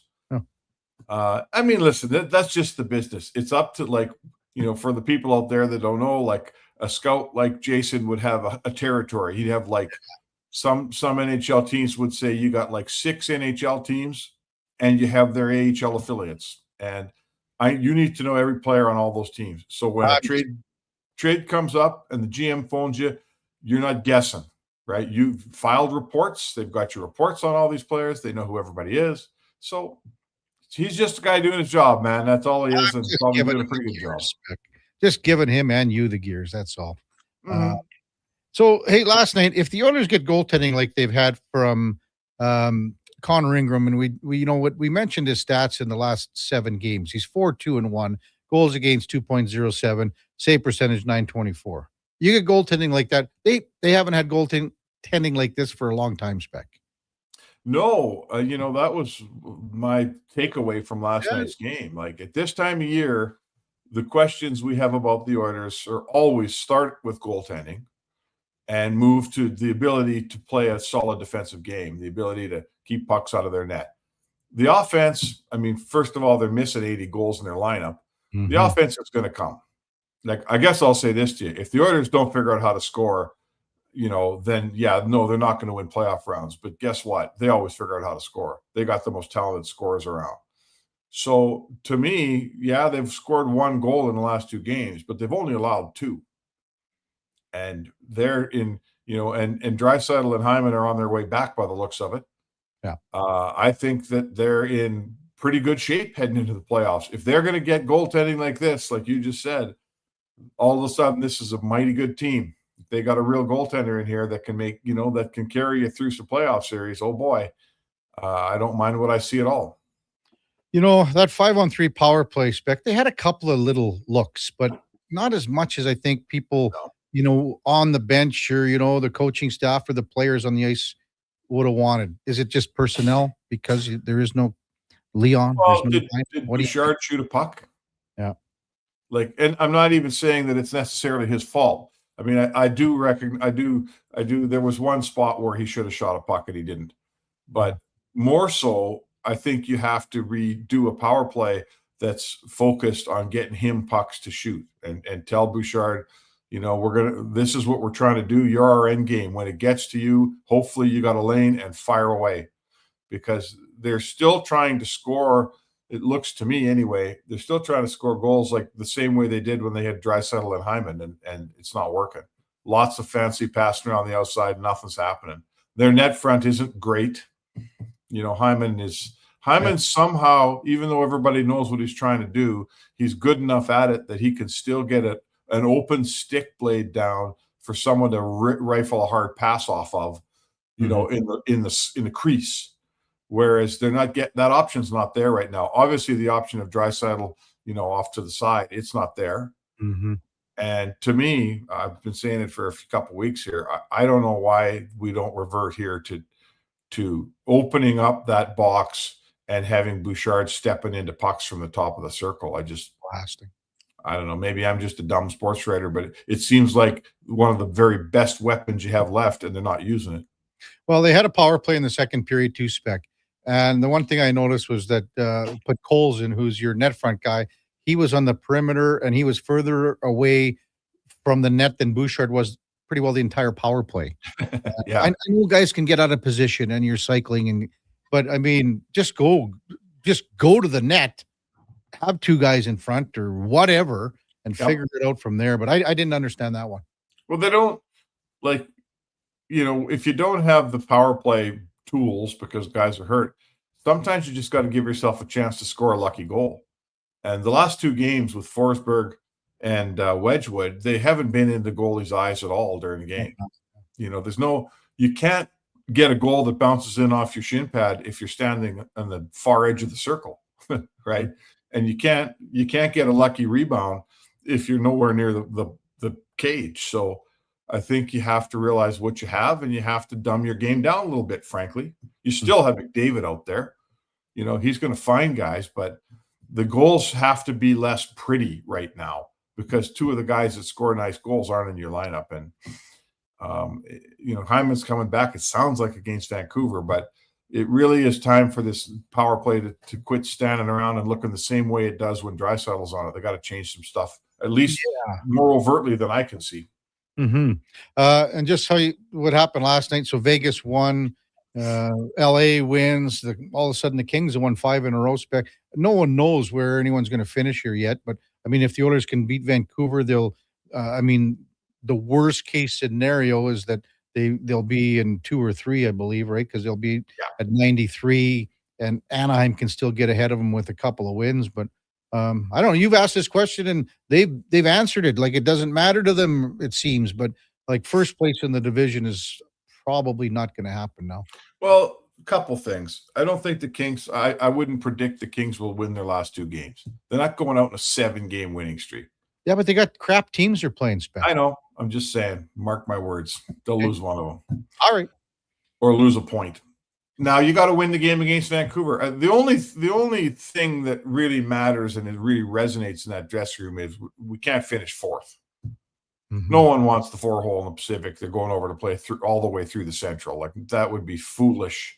If they ended up in that position, that would really be wasteful because I don't think you're coming out the other end of that. So it comes down to you got to beat Vancouver, and you don't have to go through the Central. If you play Anaheim and you open on the road, these guys don't mind opening on the road one bit. You know, if you play Vegas, so you play Vegas. You played Vegas 2 other times, and you beat them in 5 last year. Yeah. There's just one thing that can't happen here, and they've put the Oilers are now in a spot where they control that one thing. If they beat Vancouver, they won't be 4th. And let's see what all the other teams do. They might beat Vancouver and get 2nd. The possibility exists that if you beat Vancouver, you finish 1st. That still exists. So, you know, I'm not telling you this is the games in November and December and January and February when they were, you know, sleepwalking through weeks of hockey here. These are the points now that are coming back to get you. You got 82. The game 82 is very, very meaningful, and frankly, it shouldn't be. Mark Spector with us on Sports 1440. What'd you make of Ike Howard last night, Spec? That was okay. I mean, he got 10 minutes in and barely played in the 3rd period. And listen, when you're a kid up from Bakersfield and you're a brand new rookie playing your first game in a long time, when it's a 1-1 game in a really important situation, you're on the bench. That's just how it works. So, you know, he didn't play much in the 3rd, but I didn't mind him. You know, he didn't. Like, I think what he's doing is a little bit of what Samansky has done is he's making sure that the coach can trust him a little bit. You know, I thought that he played I'm not telling you he was Guy Carbonneau out there, but he was minding his defensive game. And that's how you get ice time in this league. I'll tell you what, it's a 1-1 game. If he's culpable on the 2-1 goal and they lose, how's that going to work for his ice time down the road? Well, and it's that word you say, trust, and you're going to continue to build that. And basically, Howard is almost like where Matt Savoy was, Spec. So if you look at where and what Savoy's done and what Howard failed to do, not a lot last night, but there's a big difference. And if you look at the little one-on-one puck battles and sealing off against the boards and making sure your opponent doesn't get by you or whatever the case may be in that one-on-one battle, he's still learning that. And that's the difference between him and Savoy. Savoy's well on his way to being a responsible, trustworthy player in all of those situations. So, I mean, Ike Howard's still learning that part of the game. Well, he's a year behind him, for one. You know, Matt Savoy played a full season in Bakersfield. This is the first year pro for Howard, and he's played 45 games in Bakersfield. Matt Savoy's also played, most of 82 games in the NHL now. Yeah. So he's a full year of pro hockey ahead, and they're both 22 years old, I believe. But, Howard should be behind him. So that's fine. I got no problem with Howard's, the arc of his career at this point. And now he's just got to sort of deliver on the, take these lessons, learn them, and improve steadily. Like if he improves the way Savoy has, we won't be grousing about that a year from now, but it doesn't happen. The guys just don't come up from the minors and light it up here, especially at this time of year. Colorado's a really good team. It's hard to score against them. They only scored once last night. So people who thought that Ike Howard is going to ride in here from Baco and he's going to fill up a highlight reel, that's just not realistic. The other thing is, I think it's driving the coaches nuts and the players. Like, that's 3 too many men on the ice penalty now, Spec. And what? They have 2 against San Jose, 1 more last night. I don't know where those came from. I don't know either. That's, I mean, is it a facet of some guys in the lineup that aren't usually in the lineup? Is it a facet of the lines are completely different than they normally have been? I don't know. They're all pros. There's no reason for it, right? I suppose we could find excuses, Kev, if we looked hard enough, but these guys are pros. There's no reason to have that too many men penalties in 2 games. Exactly. It's funny how, when you're running the bench, and like even last night, before the Connor goal, Hackstall threw out basically his third defense pair against the McDavid line. He didn't have to do that, but he put Sean and Blankenberg. Yeah. So it's funny how all of a sudden something on the bench and everything's going a million miles an hour, man. Well, it is. It's not so easy. Like, right. Everything's going a million miles an hour. And of course, Hackstall didn't have last change. So, he's looking for the right spot to put that last pair out. And Knobloch says, hey, wait a second. Those guys are out. I got McDavid rested. So might have come out of a timeout. Might have come out of a timeout. Was it out of a timeout? Well, if you're going to put your third pairing out of a timeout in Edmonton, you're getting McDavid's line. That's the whole thing. So that's what I mean. It's like, it's just something that, that probably wasn't noticed a whole lot last night. I'm going to have to check to see, make sure it wasn't. You know what? Maybe if I'm Hackstall and this game doesn't mean anything to my team, we're partway through. We've played really well. We're missing like 4 key players on our team. Maybe I want to give those guys a shift or 2 against McDavid. Why not? They survived it well, right? All right, Spec, we'll enjoy the day off today away from what happened there? Like, what? You're the only guy working today, Kev. What are you talking about? Well, you came on just now. You got to do probably Gregory later. No, come on now. If you call this work, hey, we're not swinging hammers, baby. We'll see you down at the ring. Hey, I got to talk to you about that Barney thing tomorrow too. Okay, sounds good. Okay, sounds good, Spec. Okay, buddy. Mark Spector from Rogers Sportsnet on the mark, powered by Northgate Chevrolet Buick GMC. This truck's for you. When we come back, Frank Saravalli from Victory Plus TV on the Kevin Karius Show with the Duke of Delburne and Josh Funwick on Sports 1440 AM radio. We're streaming on YouTube, X, Facebook, Instagram, and Twitch. Come for Canada's largest trade shows, the biggest names in entertainment, exhilarating sporting events, and more. And stay for the experience at the Edmonton Expo Centre. Looking for the perfect place to host your next big event? From trade shows to galas, meetings, and concerts, the Edmonton Expo Centre has the space, event expertise, and service to make your next event unforgettable. With over 522,000 square feet of flexible event space, in-house catering, and operational expertise, they bring your biggest vision to life. Learn more at EdmontonExpoCenter.com today. Hi, Mike here from Northgate Chevrolet Buick GMC. Would you like to be a part of history for the month of April? I'm kidding. Or as the kids say, bro, I'm joking. Would you like to help us set a record in April? Chill. Still kidding. At Northgate, we aren't trying to set any records or tell you how many vehicles we sell. And we really don't think you'd care. But what you will care about is this. Every dealer has the same costs. Trust me. GM does not have a favorite kid. You get to decide where you buy. 0% financing, a great selection, and of course, great people. Stop in and see us today. 13215 97th Street or business online at northgategm.com. You're in Northgate country. Today on Hey Culligan, how smart is your water? Here's Tracy. Hey Culligan, I think my water might be dumb. Good news, Tracy. Your water's not dumb. It's just not talking to you. You can make my water talk. No, but the new Culligan Smart Drinking Water System can talk to your phone to tell you when your water filters need changing and help you meet drinking water goals. Now that's some brilliant H2O. You said it, Tracy, and we're already on the way. Let us help you out with a free in-home water test from a local Culligan water expert at culligan.ca. Hey, sports fans, we've got a clear choice for you. At Crystal Glass, we provide customers with the perfect glass for any job. From home to auto and even commercial, installation or repairs, we're your team. Call 310 Glass or visit crystalglass.ca. Crystal Glass. This hockey season, before every game, check out the pregame show with Andrew Walker on Sports 1440.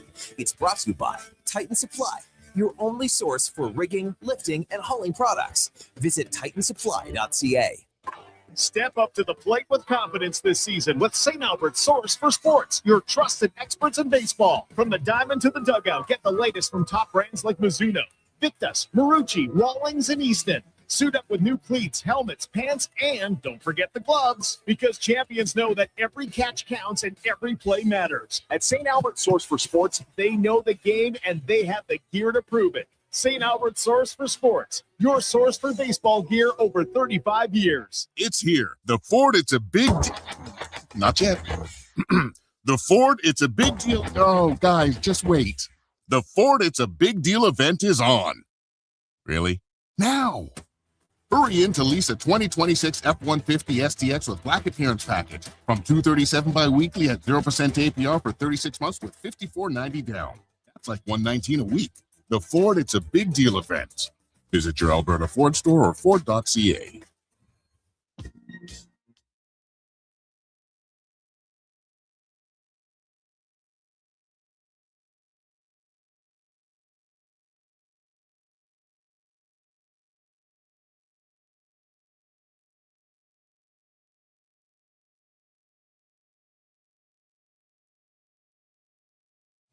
Stories, guests, and insights. This is Sports 1440 and the Kevin Karius Show.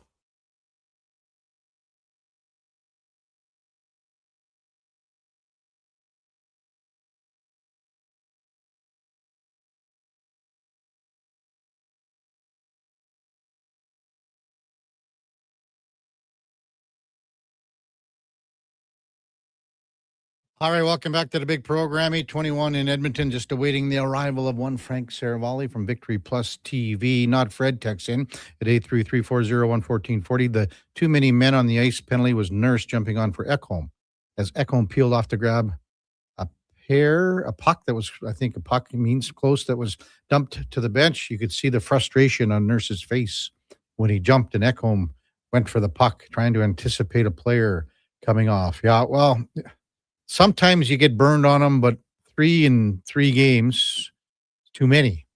Denny, too many. Dallas says Bud Colson had the easiest tip in the world. Whiffed on it. And I disagree, Dallas. The guy should see some power play time. I mean, he's a 20-goal guy with the injuries. And I guess you kind of say because he's there because of the injuries. All right, time now for the headliner of the day, brought to you by Mr. Rooter Plumbing, stepping up to the plate so you won't have to. For all your plumbing needs, go to mrrooter.ca as we welcome in Frank Saravalli from Victory Plus TV. Good morning, Frank. How you doing, Kevin? Good. How was Vegas, big guy? I was good.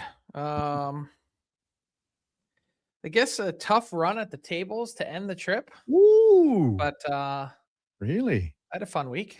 You know what's funny, Frank? I thought of you because for some reason I was flicking through the channels late at night when I crawled into the old fart sack, and The Hangover was on, and I thought, you know, this maybe is Frank right now in Vegas. No, I think I had one espresso martini in the entire trip. Oh, how much was that? Like $80? Yeah, that's kind of why I was like, all right, this money's better spent at the tables. Yeah. Hey, so what'd you make of the Frozen Four then anyway? It was an unbelievable place to host it. Really, Yeah. like it should be there should be a rotation. It should be like the British Open. Tampa, Boston, Minneapolis, throw in Vegas. I wish the game would have been on Monday night. Just like a like true basketball. Final Like- Four. Well, like Saturday, basketball, Monday. something like that. That's the only thing that I was kind of looking for. I guess. Well, the difference is in Canada, you wouldn't have seen that it was wall to wall national NHL TV here, like morning or early afternoon until night, and Frozen Four was wedged right in there. Mm-hmm. It was pretty Oh, awesome. yeah. I mean, and again, I agree. To have it in Vegas is something new, something special, and maybe they go there again in a couple of years. We'll see what happens. Hey, Philadelphia Flyers, Frank, make the playoffs. It's a hell of a story. Pittsburgh's a hell of a story. Buffalo's an outstanding story. That's three great stories in the East to talk Mhm. about. Yeah, and the Flyers might be the best story of all. Think about it from this perspective. The Flyers were 9 points out of the second wild card spot, meaning the final playoff spot on March 10th. They became the first team in NHL history to make the playoffs after facing that large of a deficit through 60 or more games. Unreal. Now, to be fair, it took an epic collapse at the exact same time from the Detroit Red Wings and then the New York Islanders, who fell flat on their face. But the Flyers did earn their way in being one of the best teams in hockey post-Olympic break. Mm-hmm. And they certainly had a belief. They got great goaltending from Dan Vladar, and they got a real shot in the arm from not just Porter Martone joining the team, but Tyson Forrester is a dog. He's a 40-goal pace guy this season, and he's been exceptional to watch. It was fitting that he was the guy that got the shootout winner. Could they have done this without Vladar and the way he's played? No. Arguably the best free agent signing of last summer. Yeah. We saw him play here. I mean, he played well for Calgary, but nothing like what we've seen this year. It's not even close. But the truth is he never really got an opportunity to be the guy. Yeah. And that's the thing. When you look back, there was always someone that was right in front of him that was considered the guy. And then they turn it over to Dustin Wolf, understandably enough. And there goes Dan Vladar out the door at age 27, sort of a prime age to be an NHL starter. Mm-hmm. And there he is lighting it up for the Flyers. Frank Saravalli with us on Sports 1440. So still with goaltenders then, who do you think starts in game 1 against the Flyers for the Pittsburgh Penguins? It's a good question. I'm probably going to lean on Stu Skinner for his playoff experience. Mm-hmm. Does that make sense? Yeah, I mean, we kind of talked about that off the top of the show, and I mean, he's gone to 2 straight Cup finals. I think Shelov's is playing a tad bit better than Stu right now. I view it as a coin flip, and I go with the guy who's been to 2 straight Stanley Cup finals. Mm-hmm. How do you see this? I mean, everyone's talking about this series because it's Pennsylvania, and there's been some great, rivalries and series and things like that. How do you see this one playing out, Frank? Honestly, I view 2 fan bases that were once at each other's throats. This is going to sound funny to say, but full of gratitude. Neither one is really expecting this. There's going to be an incredible environment and crowd pop when that series opens in Pittsburgh for them to get one probably last glance at Sidney Crosby, Evgeny Malkin, and Chris Letang in the playoffs. Yeah. And then in the other side of the state, they haven't hosted a Stanley Cup playoff game in South Philadelphia since 2018. They made it in the COVID year, but that doesn't count. And it's been a long time coming. This has been a dormant, very much like Buffalo, proud hockey market. It was nice to see the building completely full, not an empty seat. That was every night for as long as I can remember. And it was almost jarring in a way to see the Flyers on ice celebration and the players so excited to make the playoffs. For the longest time ever, my entire childhood, it wasn't even a thought. No. Making the playoffs wasn't even a goal. It was just a thing. It was what happened. And now it's totally changed. And it probably makes you enjoy it a bit more. So we know Carolina is going to play either Boston or Ottawa. We know Buffalo is going to play either Boston or Ottawa. Everyone seems to be jumping on Ottawa's bandwagon here in the last week, 2 weeks, whatever it is. Frank, I believe that you said they wouldn't make the playoffs, especially after some more outside noise with Ullmark and Kachucks and all that stuff. Do you think Ottawa has what it takes to win a first round, depending on who they play, or does it matter who they play? I think it matters who they play. I mean, I don't see Ottawa, to be honest, unseating either division winner. but that's just me. Mhm. And to be fair, if you rewind the tape back to February 22nd, after the playoff or after the Olympics ended, Mhm. I said on that day that if there's one team in the East that could make a run to get in that was outside the picture, it was the Sens, because they had such poor results because of their goaltending. Yeah. And yeah, I do think that this has been a topsy-turvy season in a million ways. They have some really talented forwards that can play a heavy game, but I think they're going to need a lot more from their defense, and they're going to need to be truly healthy. And I'm not Mhm. convinced that's the case. Panthers and Jets, Frank. This is the first time since 2014-15, where the President's Trophy winner and Stanley Cup champion both missed the playoffs. It was the Kings and Bruins back in the day. Is it equally a disappointment from either team, one more so than the other in your mind? I would say it's more of a disappointment for the Jets. Okay. What's the excuse? I mean, the Panthers, at least before the season even started, they lost their captain and arguably best player. What's the excuse for the Jets? I don't know. I mean, Connor Hellebuck, the Hart Trophy winner, he went down for a short stretch, but their season imploded really kind of before that even happened. Yeah. And I'm really curious to see where the Jets go from here, because there's never any noise about change, right? Mm-hmm. Will they keep Scott Arniel? Kevin Cheveldayoff appears to be the most conservative, play it straight, no noise, no fuss. We're, to quote Mike Babcock, steady on the rudder. They don't seem to really change a whole lot. Mm-hmm. They haven't changed their roster. Their core is not only there but locked in. And is this one season a blip on the radar? And to be fair, I'll ask this about the Panthers, and I know that this is a very unpopular take. When you go to 3 Stanley Cup finals in a row and you win the last 2 and you sit out this year the way the Panthers have, and I know injuries played such a huge role in it. It's not just snap your fingers and get back to being a Stanley Cup contender. I really don't believe that to be true. Mm-hmm. Ask the Tampa Bay Lightning how hard it is.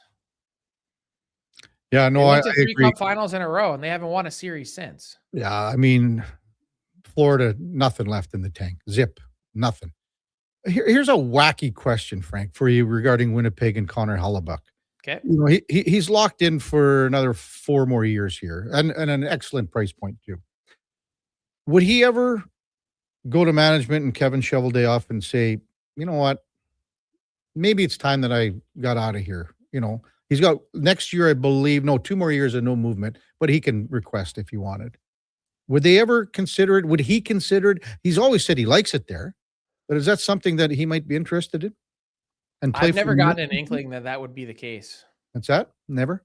No, I mean, he's a guy that really enjoys it there.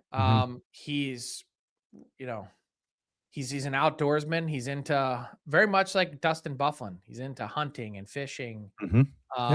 He can fill his boots there with some ice fishing. I just think he's a pretty laid back, different cat. And I think Winnipeg has suited his personality pretty well.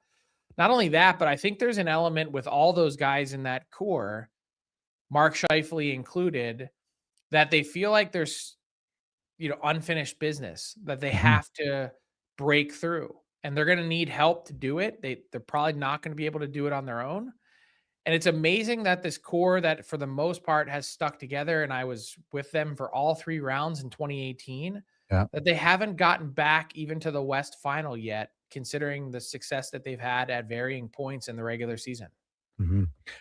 Hey, what do you make of West, in particular the Pacific Division, where everything's still up for grabs here, even including LA moving into the pack here? The only thing I think that changed last night with the Vegas win is that LA can't win the division. That's right. Which is crazy. The fact that Anaheim still can, and it took them till the same night as the Kings to clinch, is bananas. I mean, I think it probably ends up exactly as it is right now, and you've got Oilers Ducks. Mm-hmm. What about who has home ice? I don't know. Yeah, that's the other thing. I mean, the Kings can still get into wild card number 1 here. Yeah. And that could set up in some odd way Oilers Kings again. It could, or it could, it could be Kings Knights. It could be a lot of things. There's so many variables that come into play. Who do you think is the best matchup for the Oilers? For the Oilers, I think it is probably Anaheim, and then Anaheim/Utah, one of the two of them. Mm-hmm. And then for me, I mean, if the Kings get in there, and here's the thing, Frank, we haven't really discussed the Kings because, but a week ago, 10 days ago, it didn't look like it was going to happen. Now there's still a possibility. I'm fine with the Kings too. For me, it's Vegas. That's the team that I don't want to play in the first round. Right. In the Pacific. I agree. I think anyone but Vegas should be the mantra. Mm-hmm. I haven't really taken the Kings seriously, and I still don't take them seriously. If you were to power rank all 16 playoff teams now that the field is set, I mean, the Kings are assuredly the last of 16 of 16, 22 regulation wins. I mean, I know there's OT in the playoffs, but how do you take that team seriously from their goaltending to their lack of depth on out? Okay. If you got the Kings at 16, I'm betting Utah's at 15 or 14 and Anaheim's here. Where do you have the Oilers? I would have the Oilers in the top half. I would have the Oilers at like 7. Okay. And that just goes to what they've accomplished the last 2 years, and providing that they get, Leon and Zach Hyman back here. And that's a power ranking. Yeah. But last week on Frankly Hockey, John Butchergross and I did our top 5 inner circle Stanley Cup contenders. Like, we believe 5 teams, and I don't allow it to go past 5 because then it just becomes an absolute weenie exercise. Because you're picking almost half the field, but 5 teams with the most authentic chance to win. I still have the Oilers in that circle. I really do. They have, like you called them switch flippers. They've got this know-how when it comes to the postseason on how to win and how to turn it on. Evan Bouchard has had his best season to date. Getting a healthy Leon Draisaitl back would be humongous. And let's roll the dice with Connor Ingram. He can't be any worse than Stu Skinner. Well, Frank, it's going to be an interesting couple of days here. And on Thursday, maybe we'll know a little bit more when we talk to you. I got to share a text from Ev Chizowski, Frank. Sent me on Saturday. Barry's son, Kyle, as you know, freshman at Denver. Denver won. Kyle got the winning goal against Wisconsin, and the whole family was down there. They sent a whole bunch of pictures, and it's Barry's son. Nice. Barry's son, Kyle. So Edmonton rep, and a lot of, how many Canadians on the Denver team? Half? A lot. 11 or 12. Yeah. Including the goalie. That's right. Frank, good stuff. We'll talk to you on Thursday. Have a good one, Kevin.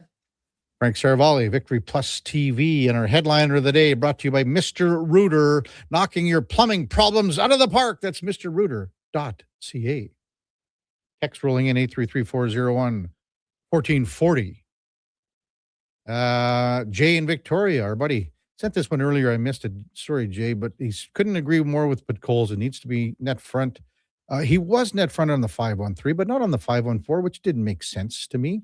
He says, I hope Pods gets his 20th on Thursday, but I'd rather take a couple of playoff goals once the playoffs start.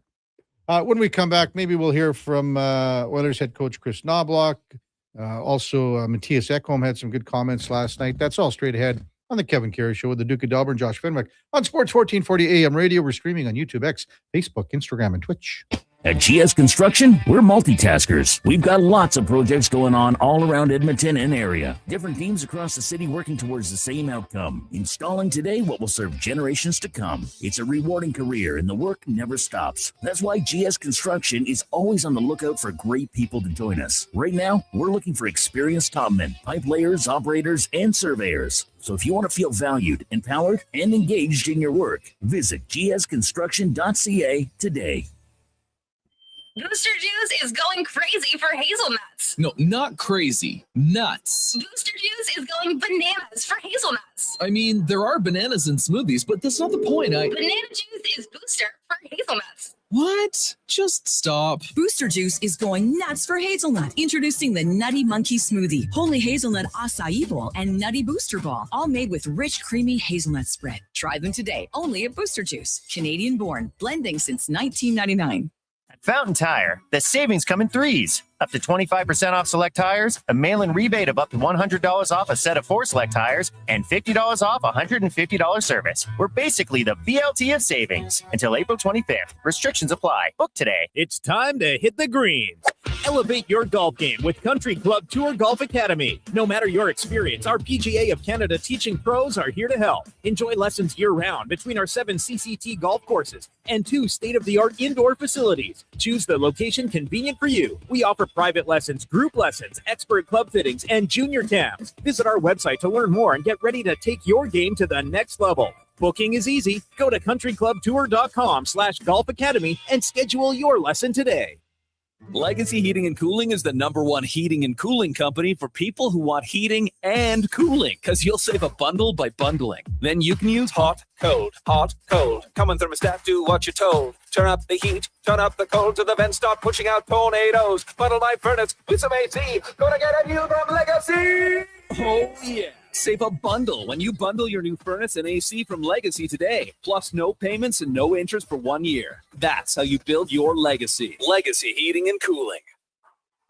You wanted local sports on weekends. Saturday mornings at 9, check out the Saturday Sports Setup, where we'll tee up what's happening on the weekend sports scene. Tune in Saturday morning at 9 on Sports 1440. From the local rinks to homes and businesses across the province, Alberta's rural natural gas utilities are here to fuel life affordably, reliably, and safely. We're members of the Federation of Alberta Gas Co-ops, providing natural gas to keep our rural neighborhoods warm and connected every day. It's local, dependable, and it's ours. To learn more about the Federation of Alberta Gas Co-ops and our members, and how natural gas fuels your community, visit fedgas.com. Alberta's energy.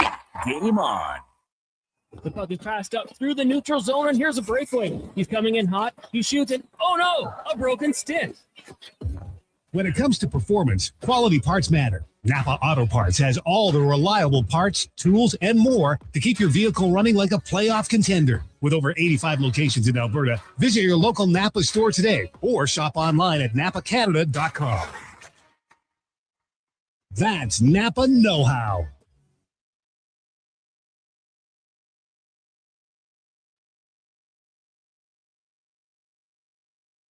Your game, your station, Sports 1440. And watch us on YouTube, Facebook, and X.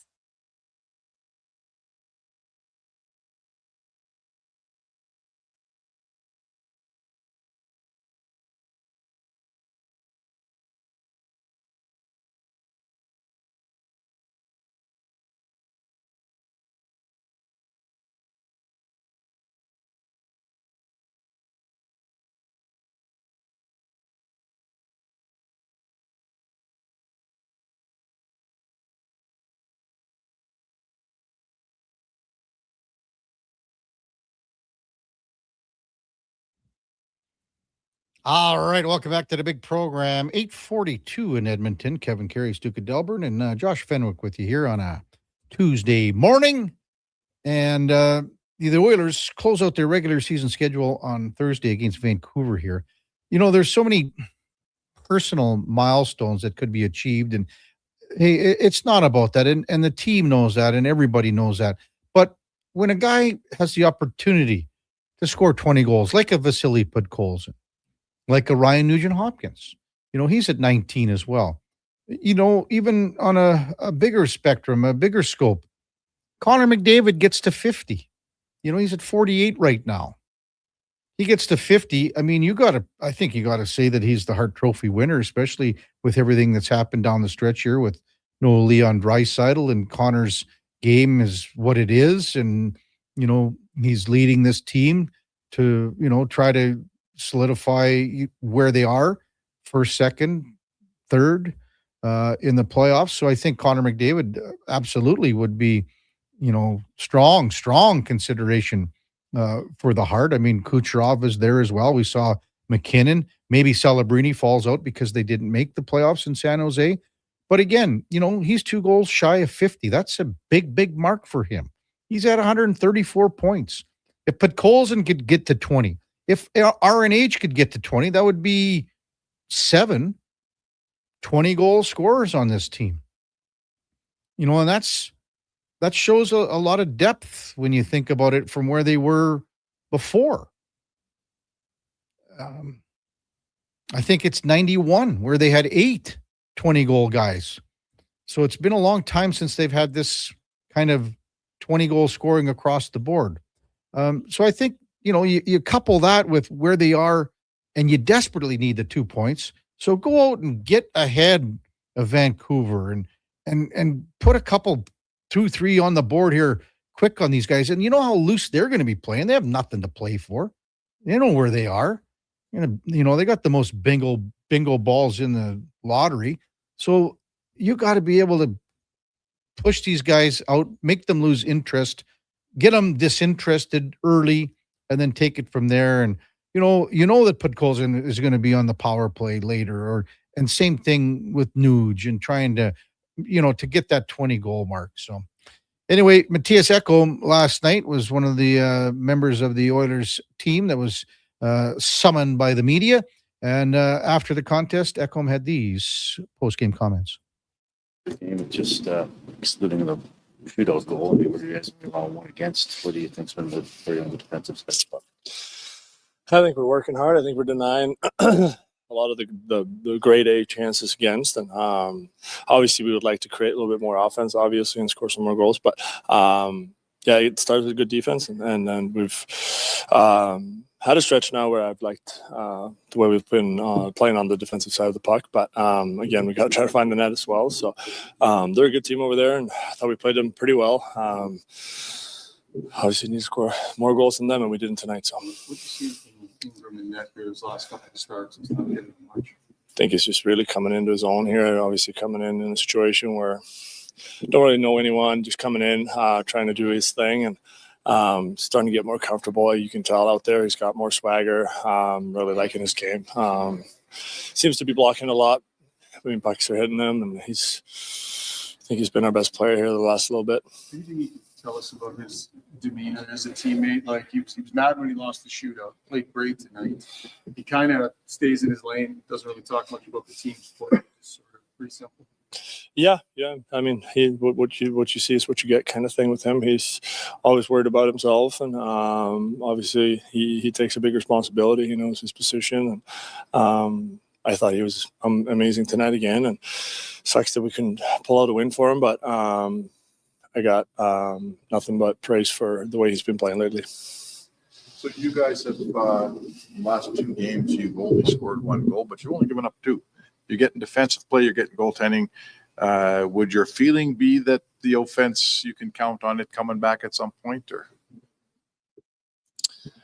Well, I'm certainly not sitting there thinking that. I think it is within the room where the lineup we have right now. We got to find ways to score more goals. But obviously we got some guys out, but every team does, and we have to deal with injuries. That's part of it. So I think we got a strong lineup in here that all can score goals, and it's just a matter of, a little bit of a slump these last 2 games. But again, as long as we take care of the D side, we're still in games, and we have been in both of these. So it's you got to keep building, and playoff hockey is different than regular season in that sense. You got to be able to keep your own net the goals against down. So I think we're doing a good job there, and kind of start there and keep building. Yeah, it looks like game 82 will be meaningful in some sense for you guys. It's not going to be a throwaway game probably, and then followed by the playoffs. So you're pretty happy with where your team's at in that area of goaltending and defense? Yes, I would say so. I definitely think we've taken strides. If you look back a couple months, we were nowhere near this. So I'm definitely liking that part of the ice a lot better now. But obviously our game is always a building process, and we just got to make sure that we keep that down and not sacrifice that for offense. That's Matthias Ekholm. Had a text in from Nails. How did Matthias look last night, health-wise? I think he's just fine. I mean, Matthias Ekholm played, a fair bit last night. Shorthanded, obviously. The two horses shorthanded for the Oilers were Connor Murphy and Darnell Nurse. Both played approximately 5 minutes of shorthanded hockey. There were seven power plays. Oilers were 0 for 4, and Colorado was Oilers were 0 for 3. Colorado went 0 for 4 on the power play. So out of the 7, it was perfect PKs all around. But Evan Bouchard played over 3 minutes shorthanded. Matthias Ekholm was about 3 minutes shorthanded. So Matthias played 22-21 last night. Bouchard played a whack, with overtime. That adds up a little bit too, where he played 30 minutes and 31 seconds. So, Connor McDavid played a whole whack of hockey last night too. Played damn near 28 minutes. So those were the minute leaders as well. But, on the other side of the coin, everyone talks about, the Oilers are top heavy minutes wise. Well, what do you think Colorado did last night? Devin Taves played the same amount as Bouchard, actually more, 31-31. Marty Necas was more than Connor McDavid at 29 minutes, and what was McKinnon at? 28 minutes. So, you play your stars and you play them hard. And this is a team that has nothing to go for. Nothing. And they're still running those guys out. So, text 833-401-1440. Nail says, yeah, perfect. He's getting older, but he's a pretty tough Viking. Oh, he's tough, all right.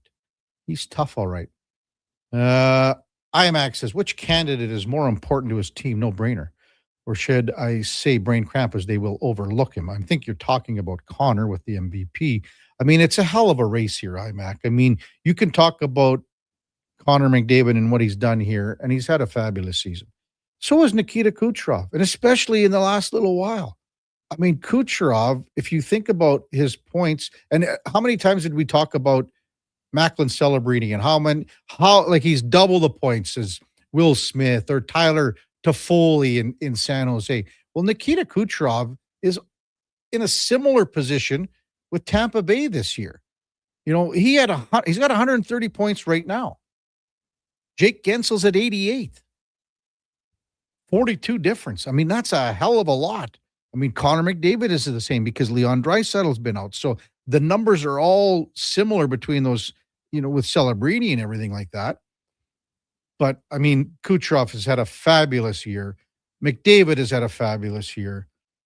Celebrini might be left off the ballot only because they didn't make the playoffs, and he's a West Coast guy. That's going to be a hell of a vote. Just an absolutely hell of a vote, as is the Norris. The Norris is going to be a good vote too. So 833-401-1440. Northside Lou says, what's really stood out for me with Ekholm this year is his failure to hit the net at key times. I don't know if I've noticed that as much as you're saying here, Northside Lou. How many times have we seen, and he's done it many times because he picks the corner just perfectly. Ekholm comes in from his left point position, gets to the top of the circle, kind of in there, and absolutely rifles one. Top shelf, top corner. It was a really, really good slap shot that he's showed us since he's arrived. Tiger says, is Nurse's play just more of a mindset with Murphy? Well, think about back, when Darnell Nurse was with certain defense pairings, and for a time there, especially, in the first playoff run, Cody Ceci was beside him, and he's played with other guys. We all know that. He's played with Evan Bouchard. But there's just something about a certain player that's able to partner up with you where you feel calmer, you feel more attuned to what you're trying to do. I like, the fact too, sometimes depending on who Darnell's partner was, Darnell would move the puck up and just, as soon as he would have it in his own zone, he's going to move the puck. That was his mindset before. I think if you've got a veteran guy like Murphy, and they played roughly the same amount of games, I think. They're the same age. Everything is, as I said, there's a perfect connection there. Sometimes you go, I'm going to defer to my D partner, and we might do a little D to D as well. So it's given, I think, Darnell Nurse on breakouts that option of deferring to Murphy, going, I have total trust because he's a veteran, and I want to keep him. I want to be involved. Like, who doesn't want to get a pass? Like, from if you're a D partner and going D to D, if all of a sudden you go up ice and you're an afterthought from what your defense partner is looking at to develop a play, well, you're kind of going, hey, buddy, I'm over here too, man. Lance says, the Columbus Blue Jackets have officially been eliminated from playoff contention. Let's take a look at Werenski's stats in the last 10 games, the most important stretch of the season. 1 regulation win, 4 points, -4.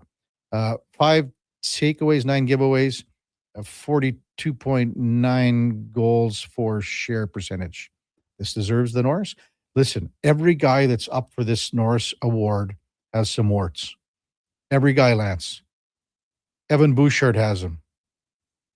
Werenski has them. Makar has them. Hughes has them. Hudson has them. You know who's getting a lot of legs recently is Rasmus Dahlin. Maybe he comes into the conversation as a top 3. Top of the hour, we've got another stirring rendition of Cam and Eggs, courtesy of Cam Tate. We'll check in with Brennan Menard, Sherwood Park Crusaders coach and GM. They defeated Blackfalds 4-2. They're going to be in tough here. Now, Brooks defeated Spruce Grove in 4 straight, so this is going to be a very tough task. There's no question about that, but you never know, and we'll see what Brennan has to say about this upcoming series. In the 10 o'clock hour, we're going to talk a little soccer with Christina Litz, Northern Super League president. It's season number 2.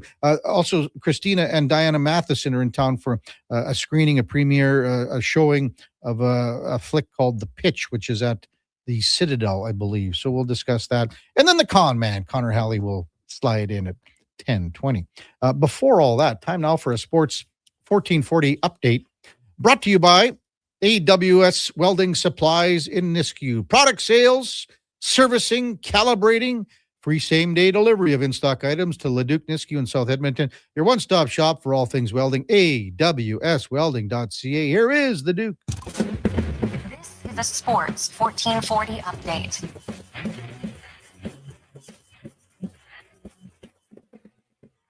Edmonton Oilers fall last night at the hands of the Colorado Avalanche. 2-1 the final via shootout. Edmonton now 0-4 in the skills comp on the season. Connor Ingram made 30 saves in the loss. Connor McDavid scored his 48th of the year. 9 of the games around the rest of the NHL.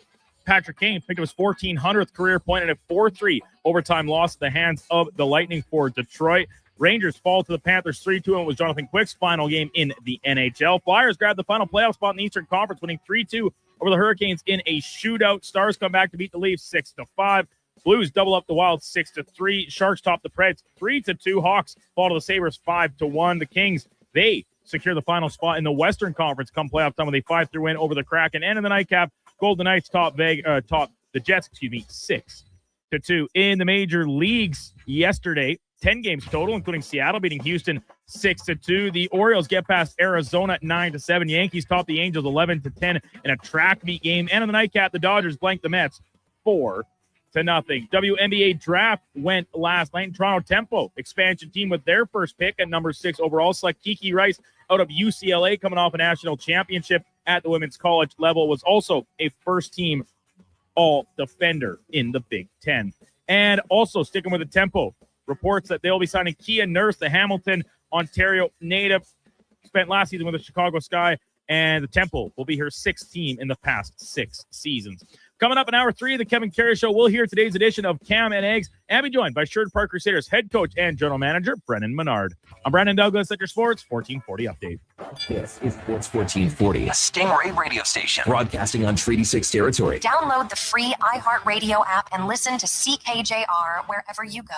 Hi, Mike here from Northgate Chevrolet Buick GMC. Would you like to be a part of history for the month of April? I'm kidding. Or as the kids say, bro, I'm joking. Would you like to help us set a record in April? Chill. Still kidding. At Northgate, we aren't trying to set any records or tell you how many vehicles we sell, and we really don't think you'd care. But what you will care about is this. Every dealer has the same costs. Trust me, GM does not have a favorite kid. You get to decide where you buy. 0% financing, a great selection, and of course, great people. Stop in and see us today, 13215 97th Street, or visit us online at northgategm.com. You're in Northgate country. Nothing beats getting a deal at McDonald's. Why? Because you get a deal now. And a deal later.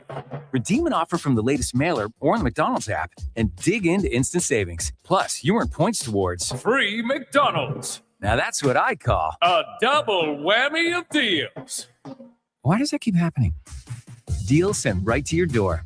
Check your mailbox for the latest McDonald's mailer loaded with delicious value for a limited time at participating restaurants in Western Canada.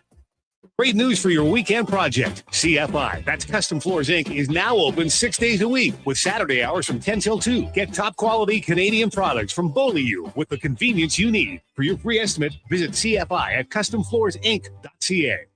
Don't let equipment failure stop you cold. At AWS Welding in Nisku, our factory-trained service techs are on hand for all welding equipment repairs. We're a fully warranted center for Miller, Lincoln, and ESAB. And we service all makes and models. Proper, regular service extends the life of your gear and keeps it running at peak capacity. Don't wait for a breakdown. Book your service appointment today at 780-979-0470. AWS Welding. We make it happen. This is Andrew Walker, host of the postgame show on Sports 1440. After every hockey game this season, tune in and chime in as we talk about the game. It's all sponsored by Legacy Heating and Cooling. Don't get left in the cold. Visit legacyheating.ca. It's here. The Ford, it's a big deal. Not yet. The Ford, it's a big deal. Oh, guys, just wait. The Ford, it's a big deal event is on. Really? Now. Hurry in to lease a 2026 F-150 STX with black adherence package from $237 bi-weekly at 0% APR for 36 months with $54.90 down. That's like $119 a week. The Ford, it's a big deal event. Visit your Alberta Ford store or Ford.ca. Fast track your financial goals with a special rate term deposit from Vision Credit Union. For a limited time, take advantage of a great rate on 1, 3, or 5-year terms. Plus, as a Vision Credit Union member, you can earn up to 25% more on your interest through profit shares. For details, contact your branch today or visit visioncu.ca. That's visioncu.ca.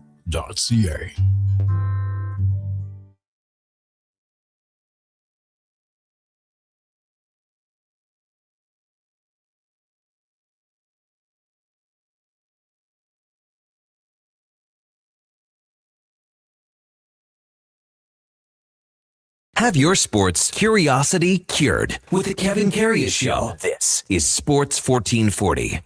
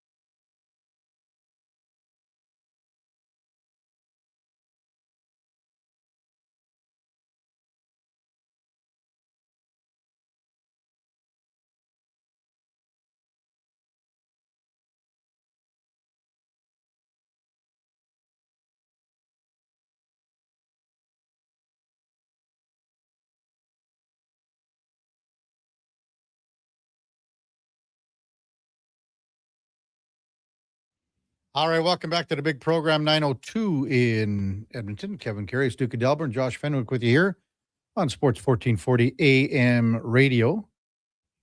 Got to mention that we got Blue Jays baseball on today. So right after the Jason Gregor show. What's first pitch for this one tonight, Duke? Is it 5? Scheduled for 5:40 in Milwaukee. Milwaukee. Milwaukee. It's Algonquin for the good land.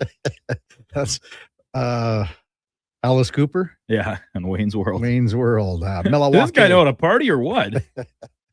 It'll be Jake Mizorowski going for the Milwaukee Brewers, for the Toronto Blue Jays, Kevin Gosman. So they've got Cease and Corbin to follow in this set.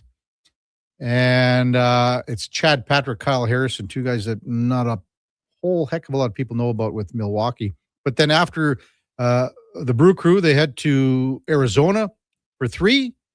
And then they've got the LA Angels for 3. So this is a good 9-game set. You know, the good thing after Milwaukee, you're going to get to go, and I don't even know what the temperature is in Milwaukee, but it's been cold for so many of these games in New York and Cleveland and Boston and, you know, whatever, Washington, Pittsburgh, Philly.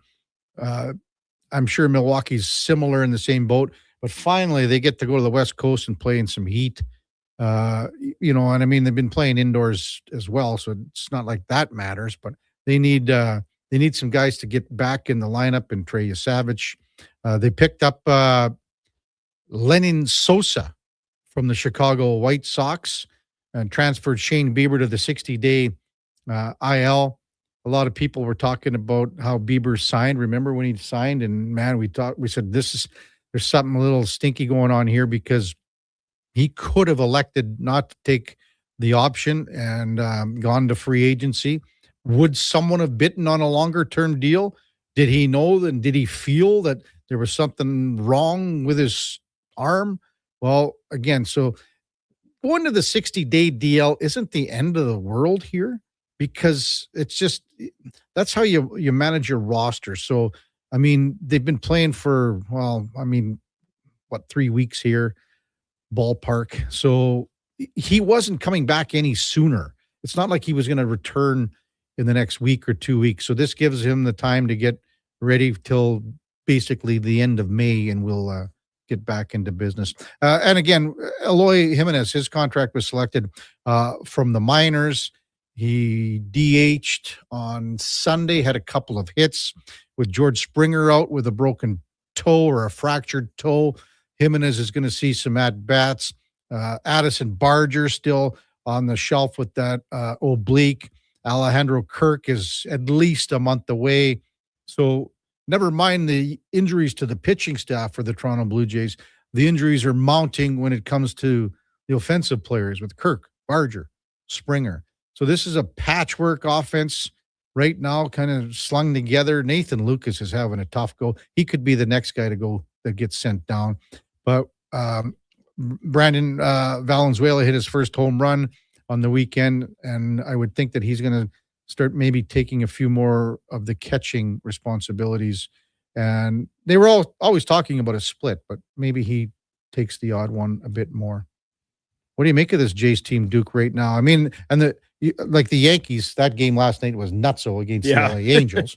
Yeah, I wasn't watching it in real time, but I caught right after the Oilers game. I just stuck around on Sportsnet Central for a little bit and caught some highlights of other stuff around that I'd missed throughout the course of the evening. And yeah, just a wild game. You talked earlier about what happened to Garrett Crochet in the Boston game, just getting absolutely pulverized in there as a track meet between LA and the Yankees. But to the Jays, yeah, I don't know, Kevin. This is obviously another blow with the loss of Springer. With this fractured foot, toe, whatever you want to determine it. But yeah.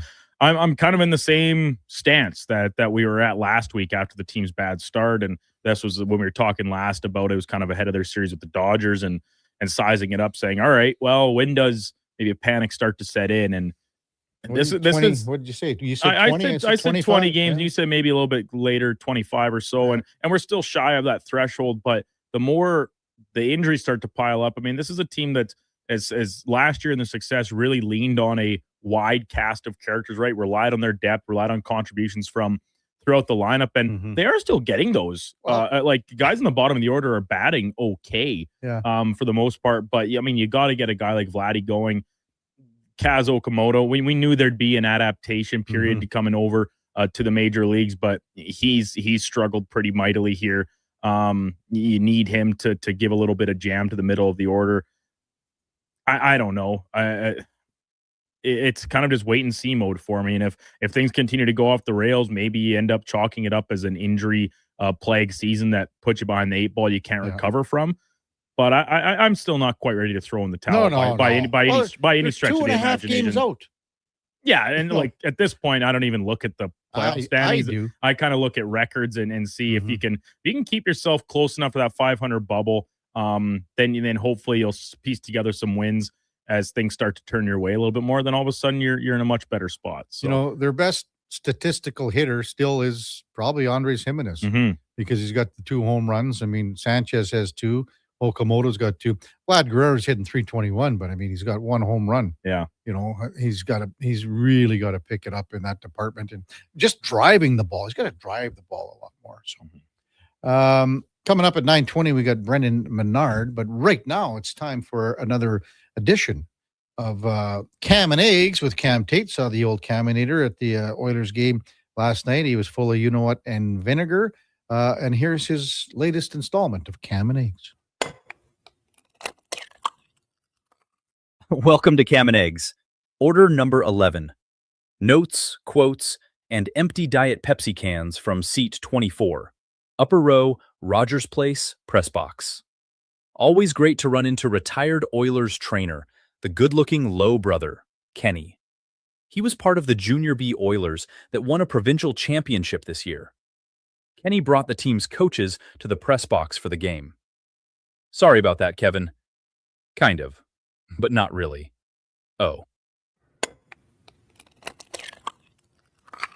Pizza delivery, 811. Michelle, thank you for taking such good care of us up here. Little surprised the Oilers and the Avalanche didn't score in the first period. The world's most popular librarian, Mr. G, Mr. G, as in Google, says 8. 8 games. That's how many games the Oilers didn't bury one in the first 20 minutes. The Avalanches? I was surprised when I read this. 16. 16 games without a first period goal. Thanks there, Mr. Did you see the Oilers' first goal? The 1-1 goal? McDavid? Right side of the net? Right side, right? Interesting.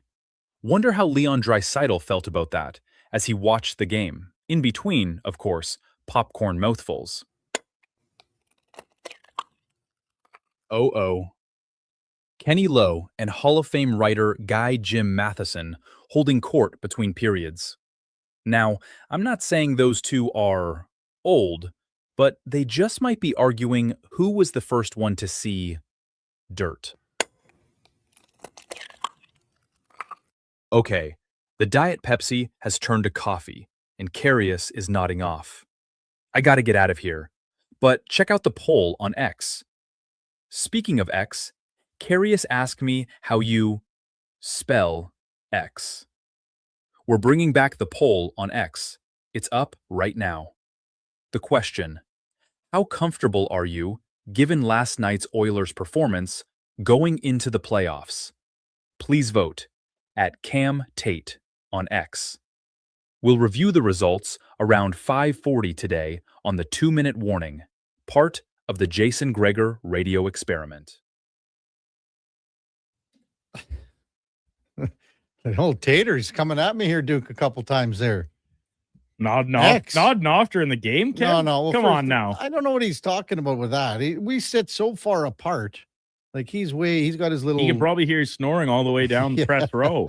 No, in fact, though, our buddy, what's his name? Adam Scott? Ryan Rashog? What's his guy's name again? Yeah. The guy from Step Severance. Brothers. What is it? Severance, Step Brothers. Yeah, Step Brothers. Parks and Rec. Yeah, my doppelganger. Did you tell him that? No, but he helped me out yesterday because I forgot my glasses. Oh, boy. And he goes, you know what? I might have a spare pair. I might have a pair And these things were he had a spare. He had a pair to spare. yeah, a pair, like a square to spare, dude. Mm-hmm. But the thing is, he doesn't use glasses, I don't think. So he has them there. Well, you know what it is he's got that fancy briefcase, or it's his knapsack. Renowned. Well, him and Gregor have, again, it's a big pissing contest between the two of them up there. Mm-hmm. Mine has more pockets. I actually Mine is asked intern Mackenzie about that when she went to the Oilers game with Gregor, whatever, a week or two ago. I said, did you get eyes on these dueling briefcases? She said she did not. So that left me a little disappointed, to be frank. Well, here's the thing, because so in the press box, I believe Rashad puts his behind him. There's a little sort of a kind of a cubbyhole-ish area. Gregor tries to put his down by the feet, which bothers me because he takes over my foot space. What? Do you have something to put in there? No, nothing. Just Like your what? feet. Well, one of these days, Duke, you know what I'm going to do? One of these days, You're going to do like the old banana in the tailpipe and swap his briefcase out for something else? No. I was thinking of putting something like, maybe a little Walter Matthau, Jack Lemmon from Grumpy Old Men. Maybe throw a little sardine into Rashog's little tickle trunk briefcase, knapsack, man purse thing that he's got. Wouldn't that be something, eh? If you say so. Are you a documented prankster? Oh yeah. Amongst these circles, Kev? For sure. Cam was saying though in Cam and Eggs about Michelle. So Michelle runs the pizza area. So it used to be guys would go there and she wasn't around and guys would just feast. There's been a few nicknames like Little Caesar to a few guys over the years. But anyway, so then she came in and it's basically a 2-slice maximum to start. Is there any lenience for maybe some of the higher profile guys like yourself? You walk up and she says, Kevin Karius. Real high profile. You can, of course, get an extra piece. No, that's not like you and Stoff and Adam Scott and no, Rashad ate again. Rashad fed last night again. You know who's the very first guy to the pizza thing? Tater. No. Well, Michelle serves him probably. Oh, yeah, right. And he's probably 15 yards away. But for the most part, I would say that Stan Bowman.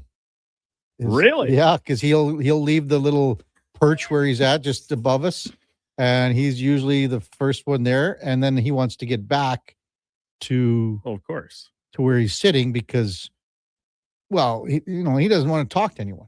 Well, he that's doesn't want the media to corner him. Well, that's what I'm thinking, Kev. You should get up there and just like bump elbows a little bit, be like, "Whoa, easy, Stan, save some for the rest of us." Well, I did talk to him about, and we haven't been able to do it. Maybe it's not the right time now, but it was last year, Duke. We were up there and we were watching the Buffalo Bills were playing. Oh yeah, because he had season tickets.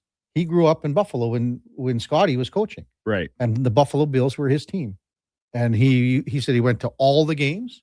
And I said, man, it'd be cool to get you on and talk about the Bills. He said, love to. Yeah, so we won't ask you any Oilers questions. We just want to talk purely. Can you Bills. imagine that? And by the way, yeah. One last one for you, Stan. Yeah. How about that Jim Kelly when you were watching him?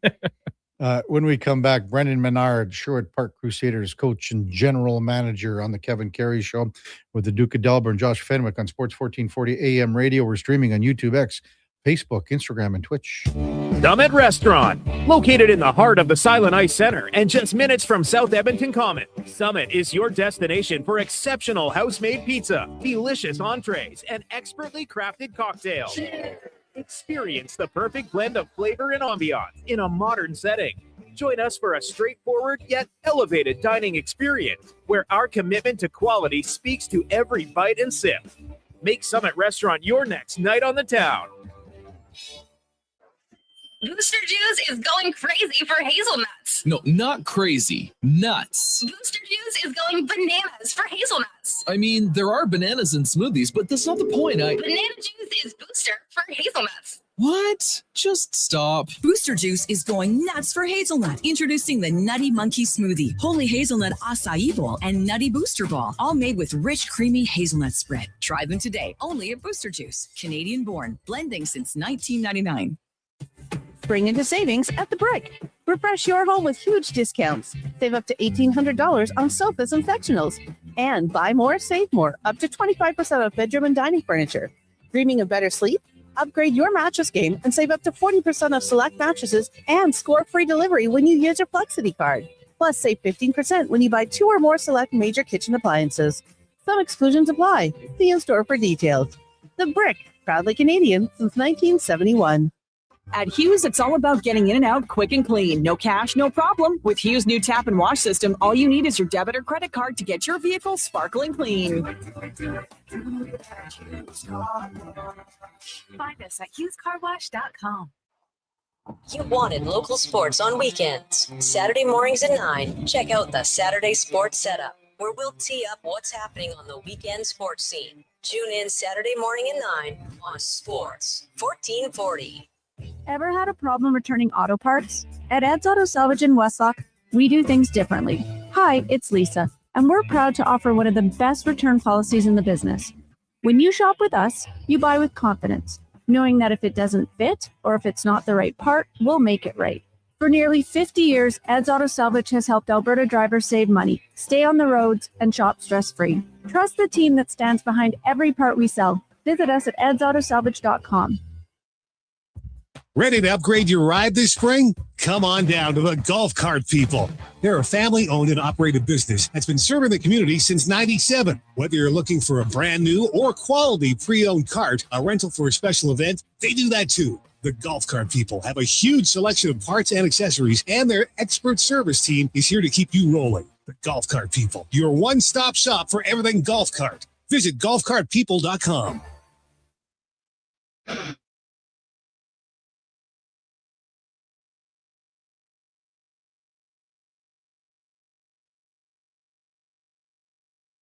Just in time for the morning skate. This is the Kevin Karius Show on Sports 1440.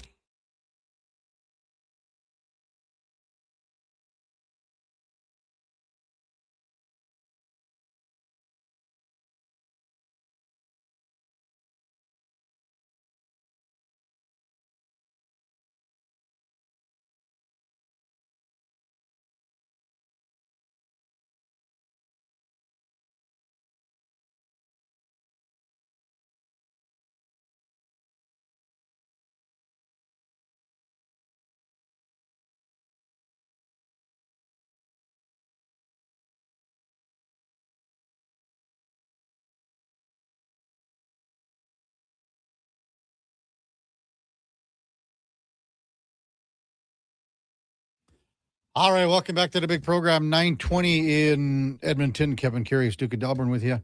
Josh Fenwick on Sports 1440 AM radio.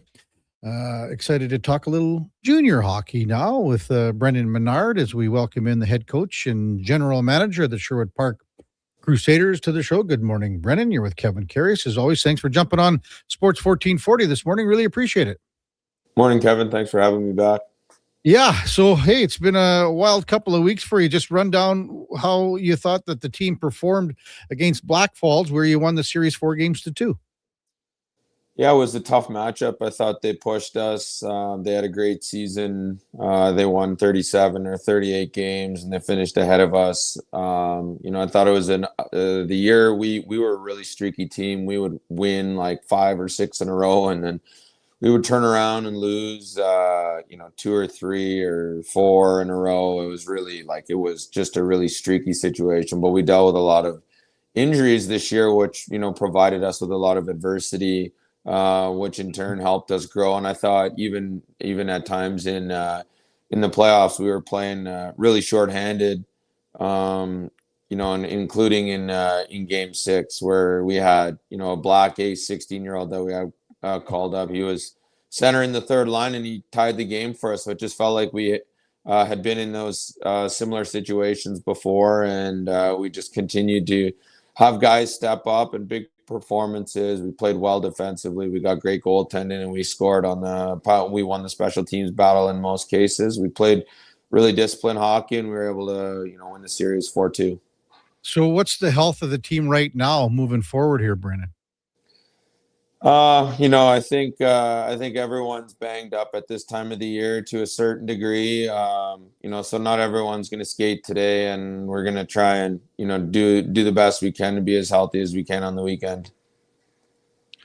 You mentioned those peaks and valleys, and sometimes teams can get into a good groove, and sometimes you got to find your way out of it. For you as a coach and a coaching staff, and your message to the players, what's your direction and your narrative there to make sure that you, like they always say, Brendan, is you when you have momentum, you want to keep it as long as you can. When you lose it, you got to get it back as fast as possible. So, what's your narrative? What's your message to your players to do that? Yeah, you know what? I think it's been interesting because the losses, you like you say, you got to get the momentum back. And when we had lost, multiple games in a row, like those are hard on the mindset of the group. And I think there's we lost some guys to season-ending injuries, and so. You have to keep them engaged, and you have to keep the belief high, and it's not easy to do. You definitely can't lie to them. They know what's going on better than anyone because they're the ones in it. But we start looking for different solutions, and maybe you tweak something here or there and build your lines a little differently, and then you start trying to, I guess, give them guidance in sort of the ways that we could be just good in these little areas. We would be able to be successful this way with the group that we have. And, it hurts the group when you lose important guys for the rest of the season. But I think at the same time, it gives everyone opportunity to, show that they can step in, and whether they're ready or not at the time, they don't really have a choice. And sometimes you deal with the lows, but then when you find your way through and whatever's going to be the winning remedy for what they have, then the belief starts to get back up. Then you try to build on that and stack good days one after the other. And I think we finished the season. I think we were 7-0-1 to finish going into the playoffs. We went in playing some good hockey with the group that we have, and we found something that's that was working. And we're going to need to be ready in round 2 because Brooks is always a really good opponent, and we have lots of respect for what they've done over, so many years in a row. And, it's only going to get more difficult. Yeah. Before we get to Brooks in the second round series with Brendan Menard, head coach, GM of the Sherwood Park Crusaders, just wanted to maybe touch on some of the guys that were front row center for you in the series against Black Falls, led by Braden O'Keefe, who had the 5 goals in the series. What was it about Braden's game that you really liked, besides obviously scoring the 5 goals here, Brendan? Yeah, he got a hat trick one game, and in that game he had 5 block shots. He plays penalty kill, power play, and he plays at the end of the game. He was a young player on what would have been Hamilton in the OHL when they won. So I think he got to see the way you need to play at this time of the year. And now that he's 20 years old, I think he wants to be a part of something and be a creator of that. At this level with our team, he's been important to us all season. And yeah, he's been really good defensively, but he's also productive offensively. He's not necessarily the flashiest player, and he doesn't always jump off the page, off the sheet at you. But when you coach him, you know how important he is, and all the players know that. And he's just got a dog mentality. Like I said, he not only did he provide the offense that you did, like in that game, he blocks five big shots, and he's just reliable in just about everything. Brendan Menard, head coach of the Sherwood Park Crusaders, coach and GM of the Crusaders. When you look at, as you mentioned about, and I'm just looking that Braden had 2 power play goals. You said he had the hat trick in the one game. So with the 2 power play goals, and when you said you felt that your team won the special teams battle in the series against Black Falls, what was it about your power play, and what was it about your PK that was working so well for you? Yeah, I mean our penalty kill going into the playoffs. So our PK coach is Sebastian Bissain, and they hadn't given up a goal on the penalty kill since March. I believe it was March 6th heading into the playoffs, and I think we held them off. We held them off the sheet as well a few times in the series as well. And I think there was a couple that we gave up one, but when we did, we got either two, or I think there was one or two where we scored basically when the clock struck 0 on the power play. So even though it might say it was 1-1, I mean, that guy was just stepping onto the ice and it would have expired. And so the penalty kill had performed really well leading into the playoffs, and the power play was a little bit up and down. And I think a little bit that can go hand in hand with some of the players that are healthy than not healthy. And when there's a lot of change on it, it's tough to get into a rhythm. And, you know, they weren't even necessarily the typical power play goals that you see where it's like a nice play. Some of them were like a counterattack rush after they tried to score on us. You know, so they were just, I guess, just, you know, finding ways to get one or two in the game during the series. And it was ultimately, you know, winning the special teams battle in the playoffs, as you know, Kevin, is always important. Hey, without divulging too much information and strategy about your PK under the old sea bass, as you mentioned, Sebastian, what kind of style like are you trying to implement, and what kind of structure are you trying to kind of have success on the PK here? I think it's a mix of high pressure, but it's but also positional. You can't. We don't necessarily go high pressure all the time, and there are some penalty kills, and some of the best penalty kills, even in the NHL and ones that we watch, they just come at you in waves. And I think for us, it's a mix of, you know, going hard and fast when the pucks are bobbled, but I think we do a good job of prepping for and pre-scouting, and we keep a lot of it the same. A lot of it is our penalty kill forecheck. It's the same look all the time, and it's just tweaked with pre-scout. Move this guy, just to slide him this way just a tiny bit, flip a stick that way, and try to deny the look that they might want and put them in an uncomfortable position this way, and then that would give us the opportunity to jump and pressure like this versus, you know, something different all the time, 2 or 3 different forechecks. And so it allows our players to keep a rhythm and just small tweaks and adjustments. And I find, you know, when the stakes are high, too much change and there's a lot to think about and the pressure gets high. So we want them to be able to play in situations that are as familiar as possible. I think he's done a great job of that. Yeah. Have you found since you started coaching, Brennan, that, you know, that hybrid is the most successful way to go about it? Because as you say, if you pressure all the time, sometimes you can get burned. But if you don't pressure, you know, sometimes teams can attack you. So how do you find that balance, I guess, Brennan? Yeah, no, you're right. Because the one thing a power play loves to have is time and space.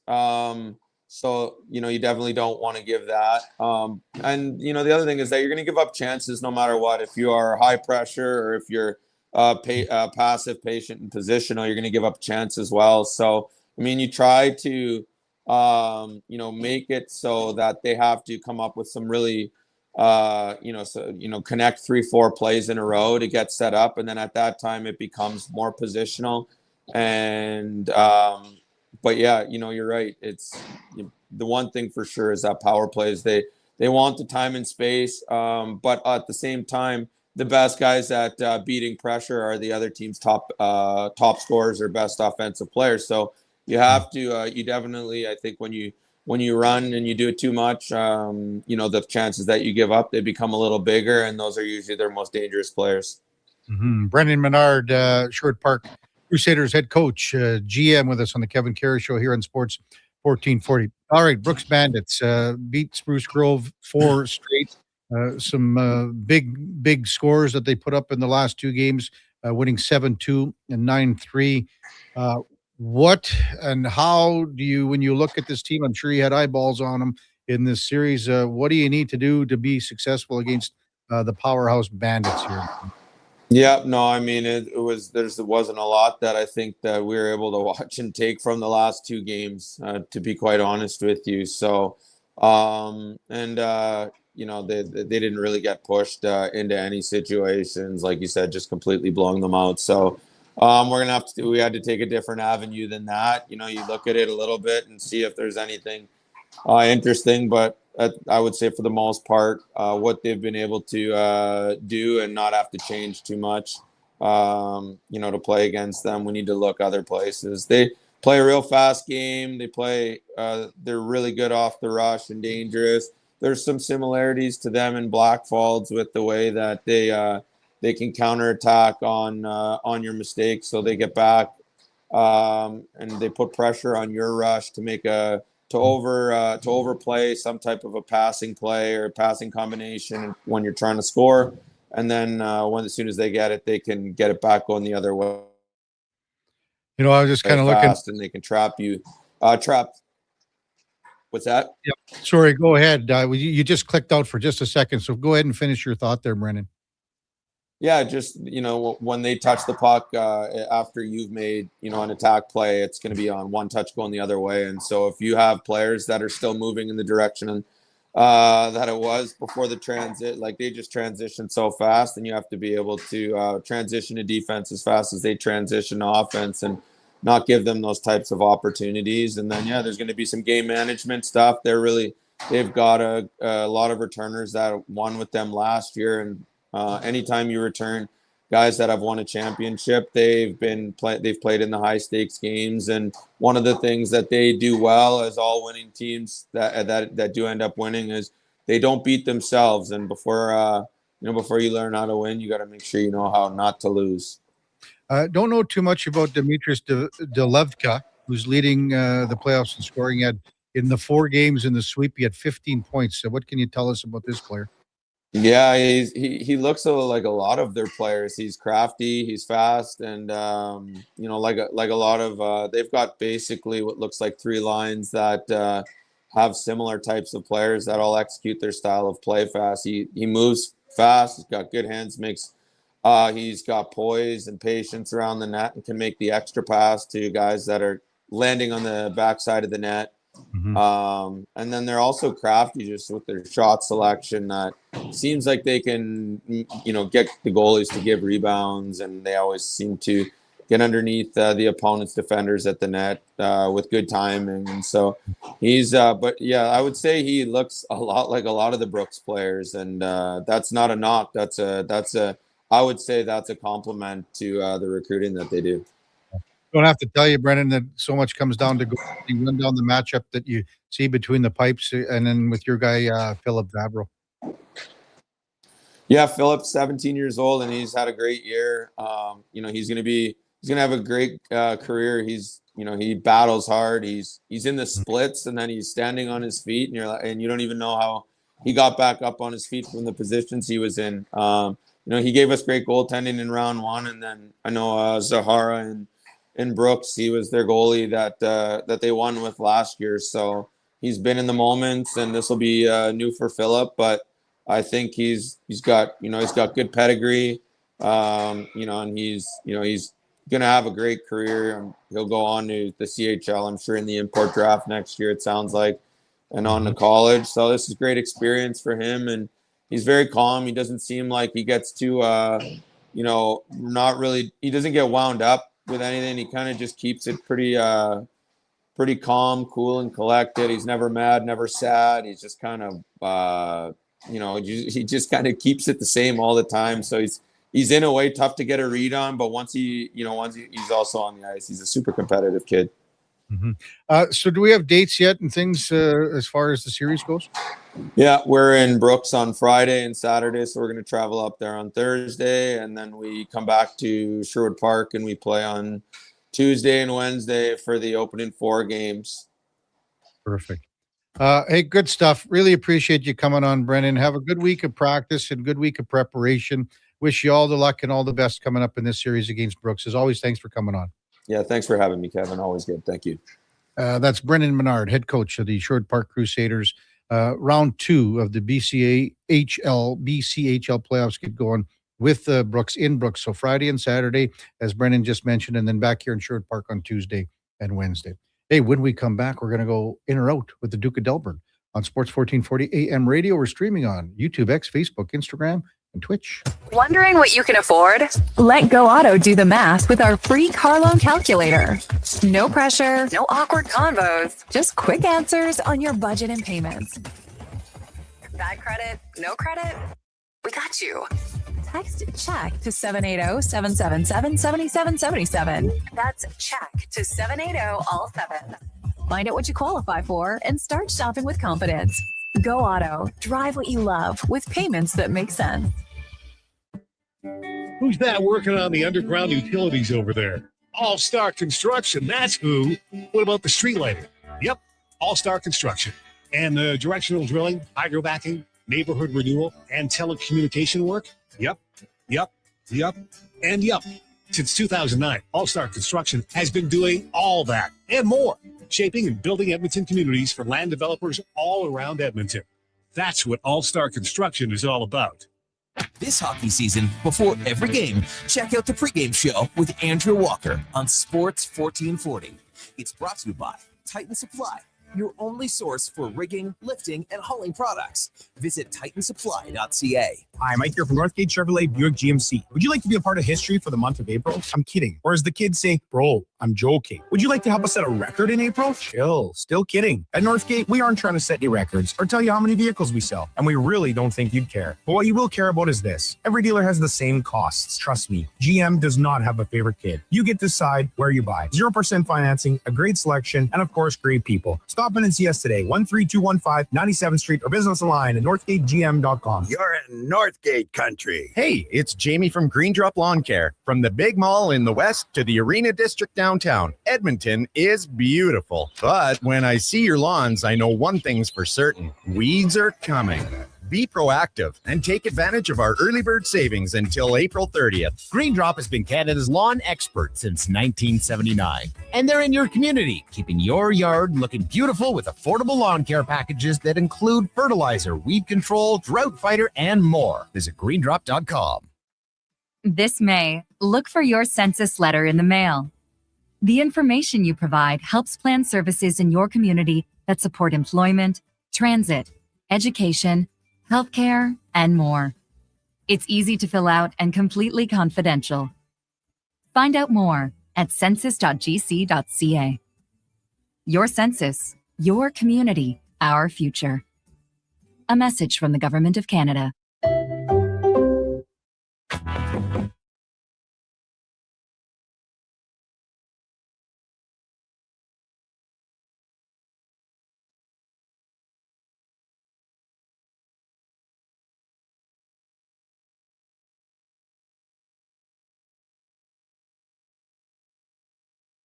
You're listening to Sports 1440 and watch us on YouTube, Facebook, and X. Sports 24/7. We are Sports 1440.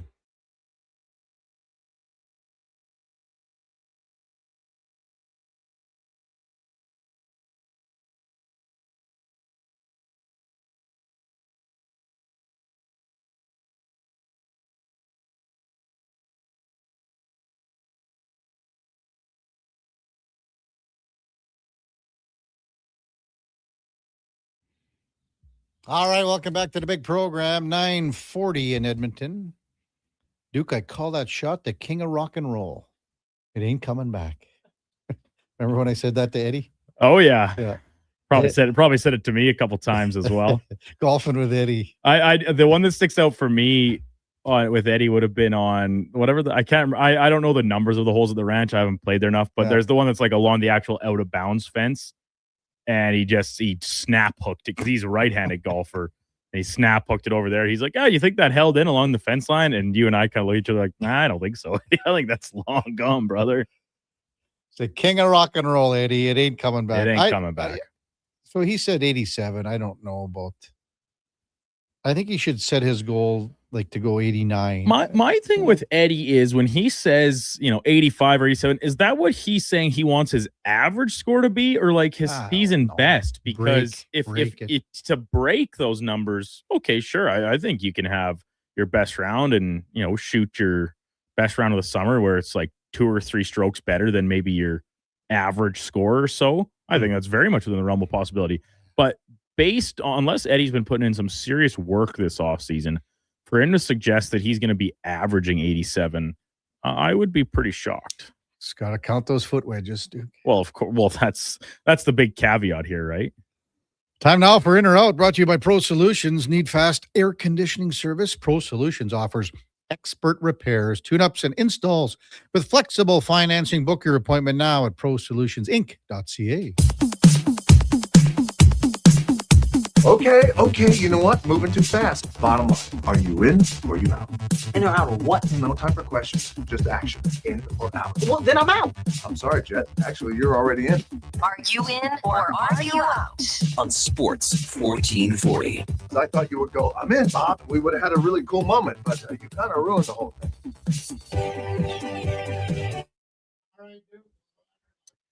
Edmonton Oilers lose last night 2-1 to the Colorado Avalanche via shootout, bringing the Oilers record in the skills comp to 0-4 this season. It has been a couple years since they last won in the shootout portion of the game. It used to be automatic, and we kind of saw when McDavid on his first shot, we saw how he can make it automatic, and even that had seemed like he's so good on breakaways and in game, but in the shootout, it didn't seem that case. And then we already talked about the Nuge's goal is excellent. It was a fun shootout. People hate the shootout. I say just appreciate it for what it is. It's a skills competition. Yeah. The Oilers have only scored one goal in the past 125 minutes of real hockey. If we go to being shut out Saturday against the Kings, and then yesterday the one over course of 65 minutes against the Avalanche. I'm not really throwing up much of a red flag here. I think there's very little cause for concern about the offense drying up in this last couple games because of simply the reinforcements that we know are coming and expected to come here once the playoffs get rolling. Yeah, I'm 100% in on this one. And if it were the other way around and we were going into the playoffs and the Oilers were allowing 4 goals a game, people would be going, I don't think that this is not sustainable. It's not sustainable. It's not good. It's not going to help when even the 2-3 guys come back. But the way they're playing defensively and the way that Connor Ingram's playing again, 4-2-1, goals against just over 2, save percentage at 920-ish. I mean, they're just fine. I have absolutely zero cause for concern, especially the fact on the power play when these guys come back. It just, it's the presence, Duke. You go on the ice and the opposition sees these 5 guys go out, and it's like, man, we're in for a tough 2 minutes here. So, when you're operating with those guys before they were hurt, and Leon and Zach at 33%, 1 and 3, I think it's just fine. That's the least of my concerns about the offense sputtering for the last couple of games. And so, Kevin, I'll put this question to you. It's kind of considered generally that when a team does buckle down to play a stronger version of team defense, right? And that's what we've seen the Oilers do when the games seem to matter the most, particularly in the playoffs the past couple seasons. The trade-off there is, of course, what you're giving up in offensive opportunity. Yeah. And maybe it's the number of high-grade chances you get, or even the number of shots you're putting on an opponent's goaltender over the course of a full game. If we just consider that general thought to be true here, are you still confident enough in the Oilers top to bottom? We know the top end guys are going to do it, right? Yeah. Leon and Connor, Zach Hyman.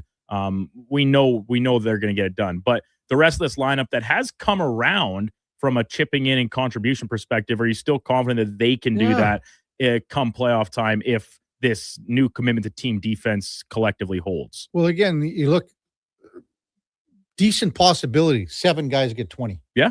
Decent. I mean, Nugent Hopkins but Colson have to hit the mark. When you think about like Matt Savoy's at 15. So there's enough, and the bottom guys are, they're going to create something with the banging that goes on. I mean, Doc was banging again. Fred, I love the stuff in front of the net again last night. Lazar's, I thought Adam Henrique was pretty good last night. Oh, I thought Henrique and Kapanen were both very strong. So I mean, those guys when they're playing against the other team's fourth line, those guys in the bottom 6 are going to generate stuff. They're going to generate offense. Around the rest of the NHL, the playoff field is set, albeit some seeding still to be determined. We know what 16 teams are going to be playing, and 3 of the matchups have been finalized in the form of Tampa Bay, Montreal, Pittsburgh, and Philadelphia, and then out west, Dallas and Minnesota in the Central Division. What simple math, arithmetic tells us, with 3 playoff match set, that means 5 are still to be determined of the 8 total of possible combinations. We're just going to play a little matchmaker here from a fan viewer's perspective.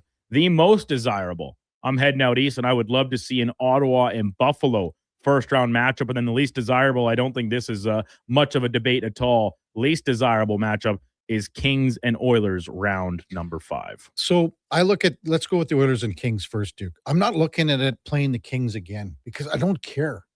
Because the first round, there's so many things that can happen. And you might be a tad little nervous. And look at last year. The Kings were this close to beating the Oilers. You know, they had them on the ropes. A dump out and a bad challenge changed the whole series. So when you look at how close they were, to me, it's just getting out of the first round for the Oilers. And I'm looking at this. I get it. It's 5 in a row here. I get it all. But it's just about beating a team. And if you have confidence in beating that team, I don't give a rat's ass who it is. So you can say, oh, it's the Kings again. It's more about just winning. To your question out here in the East, to me, I'll be honest, Ottawa, Buffalo would be 3rd for me, Duke. Really? Yeah, because to me, I'd rather see Buffalo and Boston.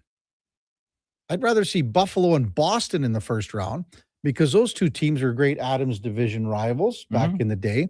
And then second, actually, to be honest with you, Tampa Bay, Montreal. Well, we already know that one's happening. Yeah. I'm going saying about what what could still be determined. Okay, sorry. So no, for me, I would rather see Buffalo, Boston than Buffalo and Ottawa. The only reason I lean towards the Sabres and Senators matchup is a couple revenge factors. Of course, the big trade of Josh Norris for Dylan Cousins, players going up against their former teams. The Linus Ullmark factor, right? Buffalo, where he got his start. This way, he was supposed to be the franchise guy, and it didn't work out like so many others. And these are kind of 2 teams that, when they're at their best, play a fun push the pace style of hockey. Brady Tkachuk going up against his American teammate Tage Thompson. The Sabres are such a fun team all season long, and I'm really, really interested to see how they fare come playoff time for a group. Obviously, there's different players they've had that have played playoff games over the course of their careers, etc. But as a collective, how do they take on this new challenge as a top seed, winning their division after missing the playoffs for 14 straight years? I'm really pumped about the Sabres. And I think whether it's Boston or Ottawa, I think they actually match up pretty favorably, which I'm not sure I would have said about other possible things for a first round duel. Them getting the top seed could prove very, very important for them. Yes. And then out west, like, I get what you're saying about the Kings and the Oilers. It's like, from the team perspective, they don't care who it is. And I'm sorry, I don't want to see it again. I've had enough. But to me, like, okay, Anaheim can be dangerous. I see. I'm with you that Utah can be dangerous. I think Anaheim poses as the most favorable matchup for the Oilers. I would put Utah second, and then probably the Kings in Vegas. Because part of it being, and this Texas came in, and I think it was Spec that said it yesterday, like, who beats the same team 5 years in a row? Is it finally that the law of averages comes to balance here and the Kings get one back? I think they had their over chance Edmonton last year. I agree wholeheartly, and I think Edmonton is a far superior team, but it's best of 7, right? Like, it's not a 1-game knockout. You got to duke it out to win 4 games, and the Oilers know that very well, having gone to 2 straight Stanley Cup finals. So, jumping over to the hard court, the NBA play-in tournament, the fabled play-in tournament, Kevin. I couldn't sleep last night. I woke up. I woke up I stayed up staring at my ceiling out of anticipation for this getting underway. I didn't fall asleep until 2:00 in the morning. Charlotte hosting Miami, and Portland will visit Phoenix in what is the 9-10 game in the Eastern Conference and the 7-8 game in the West. Just simple prediction for tonight's game: Hornets will keep their season alive, ousting Miami, and I think Phoenix will secure the West 7 seed with a win. Yeah, I like it. You know, when we had Paul on yesterday and I asked him, like, in the West, is there a team that could sneak in? Did he not say the Clippers? Out of those 4? Yeah, they'll go tomorrow against Golden State and the winner of that will play the loser of tonight's game, of course, for those that are unfamiliar with how this play-in tournament format works. What about your Magic, Duke? I'm very high on the Magic. I think they win tomorrow over the Sixers, especially. Joel Embiid's still not going to play, right? As he recovers. I thought he said he's playing. he's recovering from appendicitis. We can fact check that. I thought he was going to be good to go.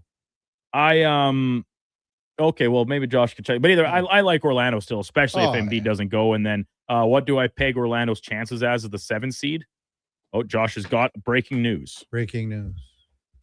Per Yahoo Sports 12 hours ago, Joel Embiid is set to miss the 76ers play-in tournament against the Orlando Magic. Come on now. What if they lose in the second game? I don't know. I just got TBD. the headline. TBD. Give me a sec. Don't go. Listen, Sniffer. We got old SKS. He's in here trying to. He wants to nail down a hard date for our big buffet outing. He's just a buffet hunter, man. Get out of here. Sticking with basketball, but moving across leagues, the WNBA entry draft went last night. First overall selection was a former UConn teammate of Paige Becker's, who will rejoin her in Dallas. But the Toronto Tempo, in their first ever draft, they made 4 picks, starting with Kiki Rice at 6th overall out of UCLA. They also had Tierney Keep, Saffron Shields, and Charlize Dunn at picks 22, 26, and 36. This coming after the previous expansion draft as they continue to round out their roster. But I think the team's best move so far, and it may not be actual for on-court results, but just an expansion team trying to make waves across the league, the reported signing of Kian Nurse to join the team in their inaugural season. Yeah, sure. They need to get some familiarity with a recognizable face. Man, she's doing a lot of commercials too lately, isn't she not? Yes. She's very out there. And the big thing in that one commercial campaign was about, what's next for Kian Nurse. Mm-hmm. And it does seem like returning to play for her hometown team from nearby Hamilton. And there's been lots of very positive reviews about the Tempo's draft. ESPN gave it a B- overall. The Kiki Rice selection at number 6 overall surprised a lot of people in the fact that she was still on the board at that time. So seemingly a great get for a Big Ten standout player with the champion Bruins. Like where the Tempo are going. I think only 2 previous expansion teams had winning records in their inaugural seasons. We'll see if the Tempo can maybe make some waves here once they get underway later this summer. Lastly, Kevin, today is Identity Management Day. Identity theft is not a joke. And most people operate everything out of their cell phone these days. Everything from your banking information, your credit cards, maybe even your own tax returns. You're just punching in there and getting it done. I don't know. But there's several different ways you can gain access to your cell phone. Kevin, I'm sure you're still just punching in the 4-digit password. 2580. That's your password. But I have the accessibility to do both. Okay. The thumbprint and the facial. Okay. And then I remember when Android came out where you could draw a pattern on your screen, connecting the dots and stuff. That was big. But in more modern context, the thumbprint versus the face recognition.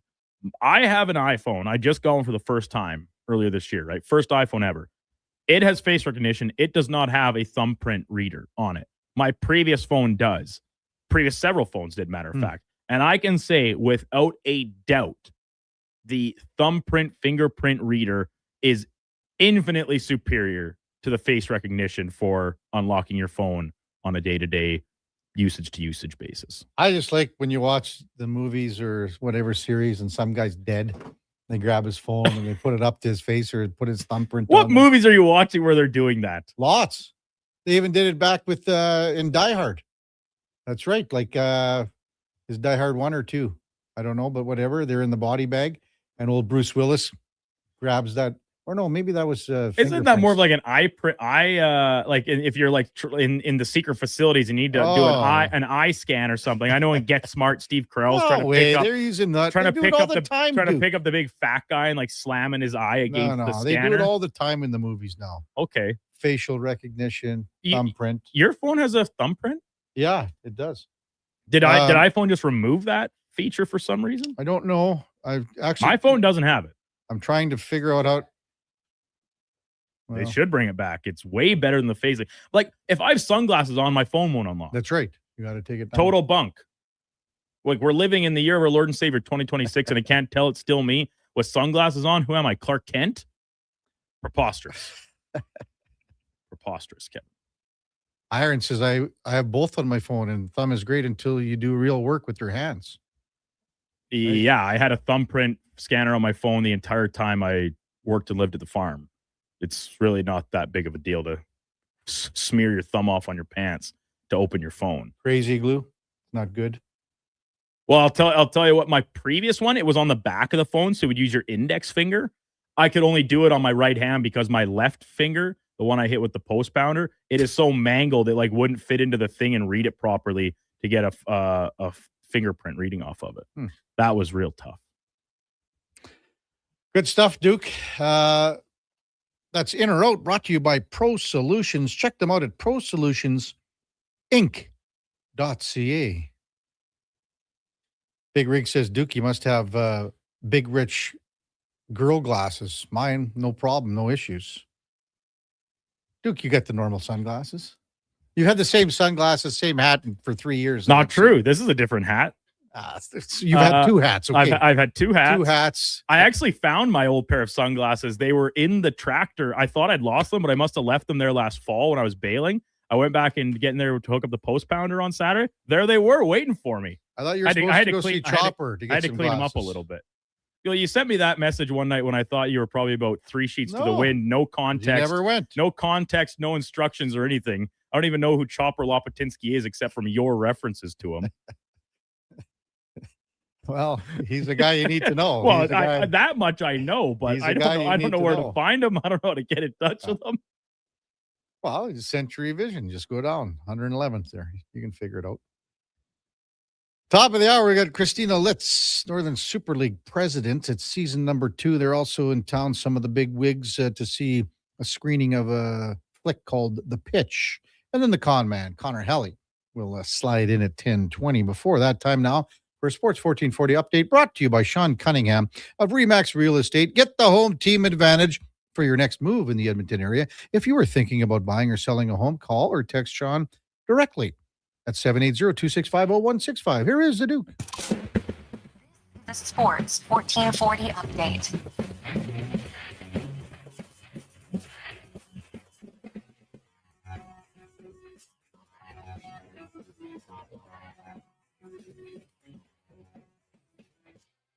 Nine-game slate across the NHL as teams continue to jockey for position inside the now set 16-team playoff field. Bruins will host the Devils. Hurricanes are on Long Island. Flyers host the Habs. Capitals visit the Jackets. Ducks play the Wild. Jets are in Utah. Flames host the Avalanche. Penguins take on the Blues. And the Canucks hosting the Kings in the night's finale. Over in the majors, full slate today, including the Blue Jays back at it. They kick off a 9-game road trip, opening a set in Milwaukee against the Brewers. First pitch just after 5:40 Mountain Time. It'll be Kevin Gausman on the bump. Jacob Mizorowski countering for Milwaukee. Elsewhere, Baltimore hosting Arizona. San Fran's in Cincinnati. Cubbies take on the Phillies. Yankees hosting the Angels. Boston is in Minnesota. Tampa on the south side of Chicago. And the Mets continue their series in SoCal against the Dodgers. In the association tonight, playoff play-in tournament getting underway with Charlotte hosting Miami in the East, 9th and 10th place game. And out west, 7v8 as Portland taking on Phoenix. Coming up in hour 4 of the Kevin Karius Show, we'll be joined by Northern Super League President Christina Litz and Connor Halley from Fantasy Frenzy. I'm Brandon Douglas at your Sports 1440 update. Sports 1440, Stingray radio station. CKJR broadcasts from West Edmonton Mall and Wetaskiwin. Download the free Stingray music app and listen wherever you go.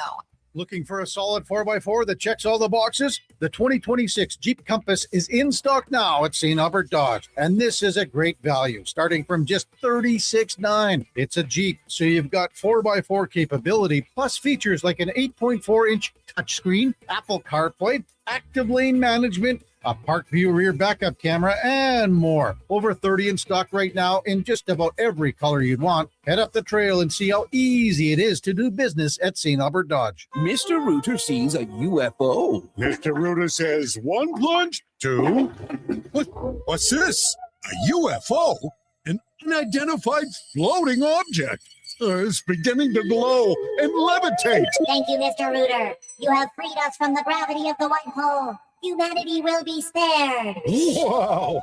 People aren't going to believe this when I put it in our new commercial. If you want to believe in a plumber, call Mr. Rooter. At Fountain Tire, the savings come in threes. Up to 25% off select tires, a mail-in rebate of up to $100 off a set of 4 select tires, and $50 off a $150 service. We're basically the BLT of savings. Until April 25th. Restrictions apply. Book today. the longest running basketball show in Canada, airs every Saturday morning at 10 on Sports 1440. Hoop City with Paul Sir introduces a new generation of basketball talk, and it's right here on Edmonton's home for sports, Sports 1440. Are you overwhelmed by debt and getting non-stop calls from creditors? It can feel like there's no escape.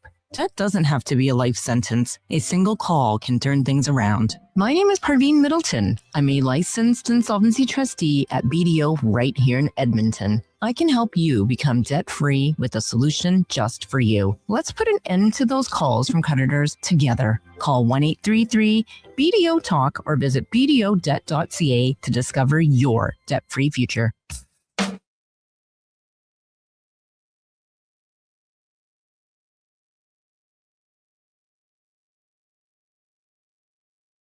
Stories, guests, and insights. This is Sports 1440 and the Kevin Karius Show.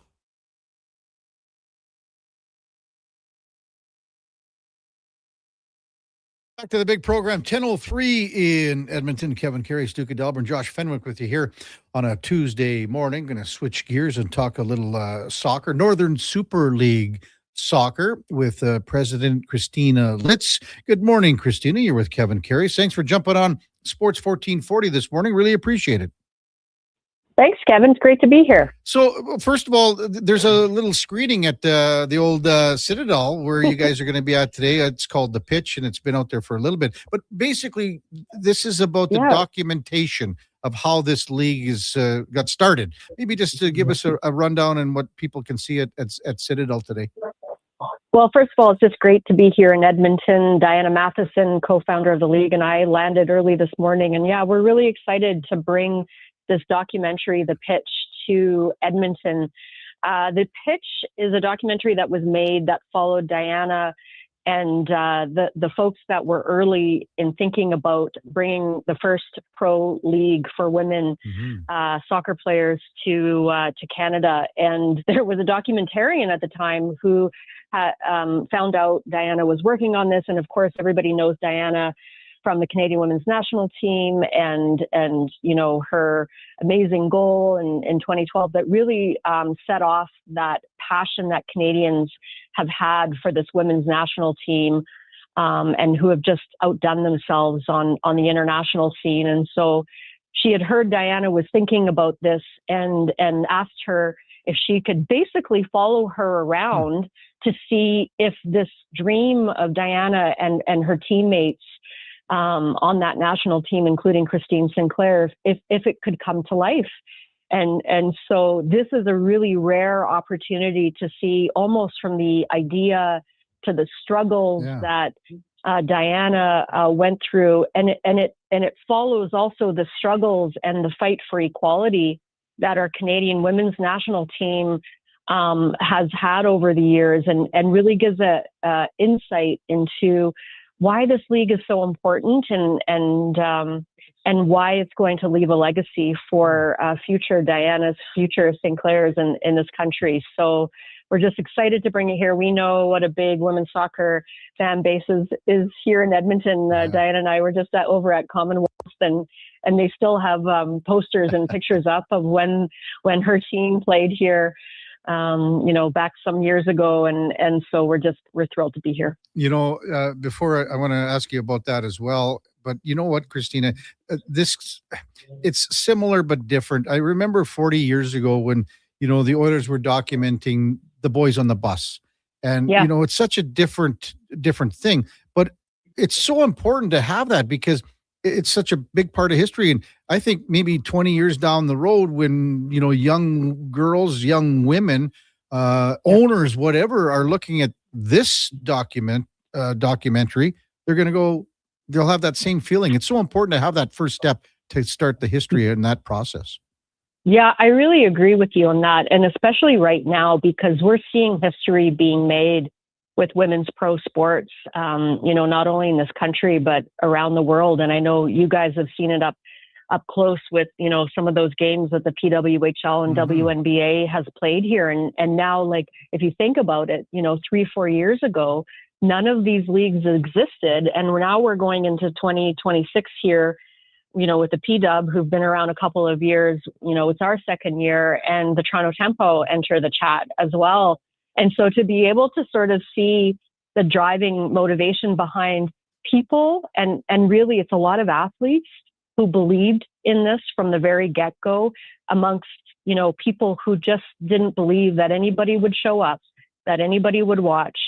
And so to see that story essentially having a happy ending, although it's just the beginning of the story, I think, you're right. It's going to be something we look back at and mark as a really important time in not only sports history, but Canadian history. Yeah.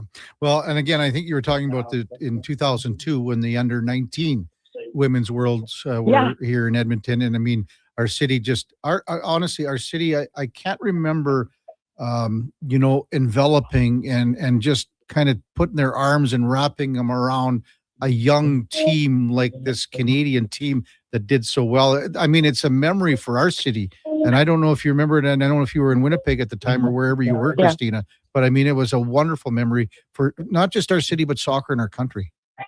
Yeah, you're right. And you'll see in this film tonight, I believe there's a scene in here that Steph Labe, who's from Edmonton, and she's one of our sporting directors, but also was that goalkeeper for the national team, who we're also proud of.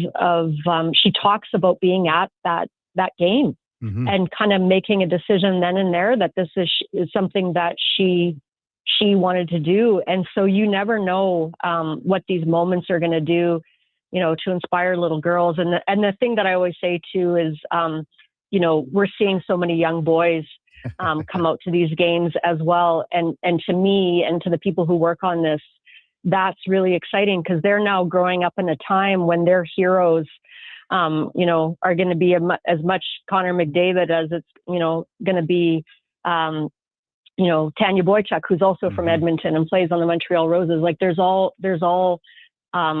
it's just a different generation that we're really starting to see change.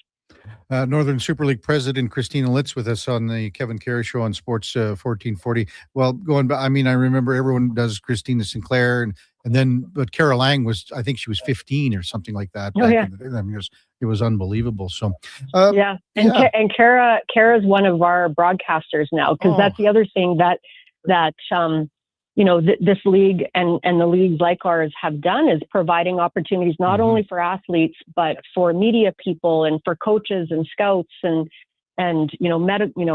medical professionals. Like, again, a whole new industry. I think we did a bit of an economic impact for our league just in the first year. And we believe we over 500 jobs created out of this league and from people that haven't necessarily had the opportunity to work in pro sports before. Right. Well, so Christina, here we go for year number 2 of the Northern Super League. What did you learn from year 1 that you are going to take into year 2 and make it bigger and better? Yeah, I mean, first and foremost, we are so happy that we learned Canada has an appetite for a women's pro league. We saw several times over and over again that we can fill stadiums of 15,000 fans, and we had one of the top-rated soccer properties on TSN last year. They were watching, and so we just need to get better. Last year was very much startup year, and so this year is about stabilizing the boring stuff of the business while also using that momentum to grow. So you'll see a lot of great players. And I think the thing to watch this year that should keep your folks excited. Yeah. While we have our Men's World Cup here this summer, this is also the march to the Women's World Cup in 27. And today, for example, on TSN, you're going to see 3 of our NSL players up with the national team on an international friendly against Korea, where there's actually 2 other NSL players on the Korean team. Start following us and follow that story of that journey from now that is happening in your own country, here in Canada, as they ascend to the world stage and play for their country. Oh, it's cool stuff. Christina Litz, Northern Super League president, our guest on Sports 1440. For you personally, Christina, what did you learn with your time in the CFL, and then even working with, I guess, with True North? What did you learn from those franchises to take from there to what you want to see the vision moving forward here with the NSL? Well, first of all, I have so many fond memories being out here in Edmonton when I was with the CFL. My last year was Edmonton Grey Cup here, and just being at Commonwealth just now and seeing some of the guys work out. It's I love the CFL, and really what that taught me is how big time a league across Canada can be. And I had the privilege at the CFL of being able to visit every single market and understand also that local is so important, and every way in which our teams show up.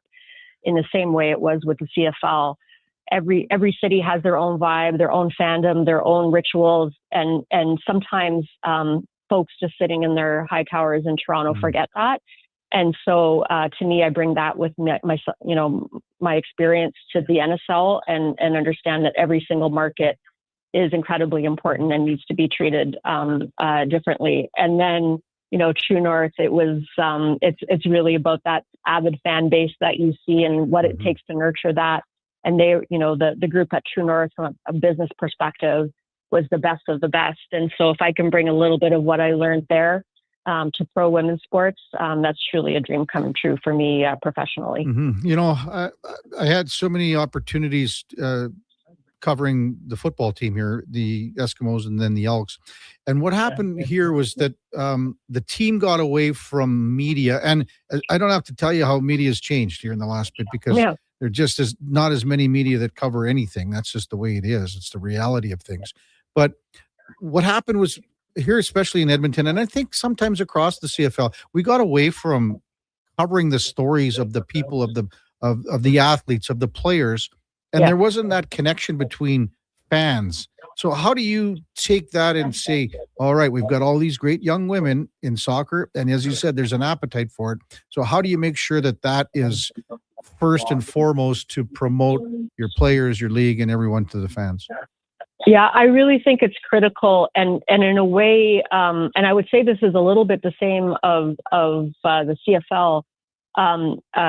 For women athletes, they're putting up their hand to have their story told, like, because they don't have kind of traditional media.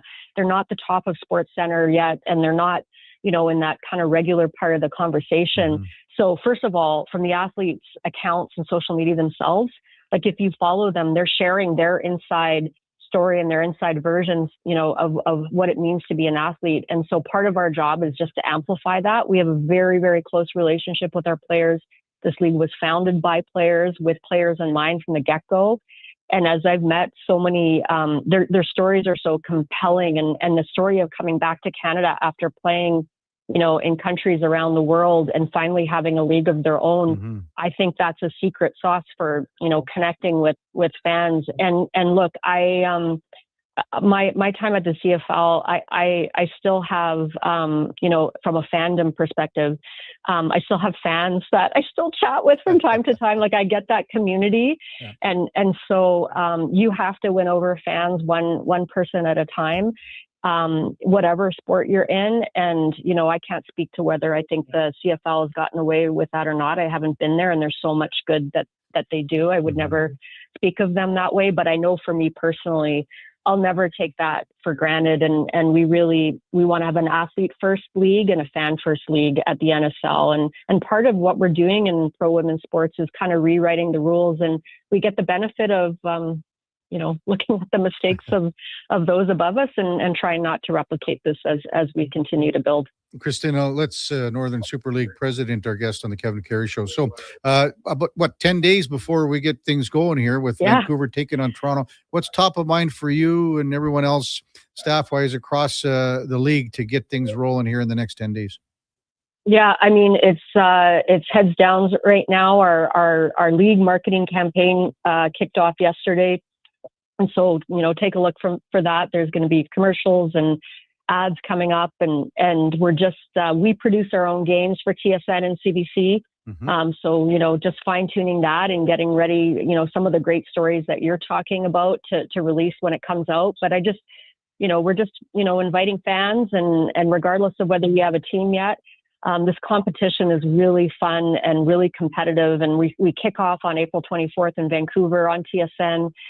With a rematch of our finals, which over 1 million Canadians watched last year. So come and check out. There's a lot of blood now building up in that rivalry happening between the teams. So it promises to be an excellent match, and we're just making sure everybody knows we're out there and come back to watch us in season 2.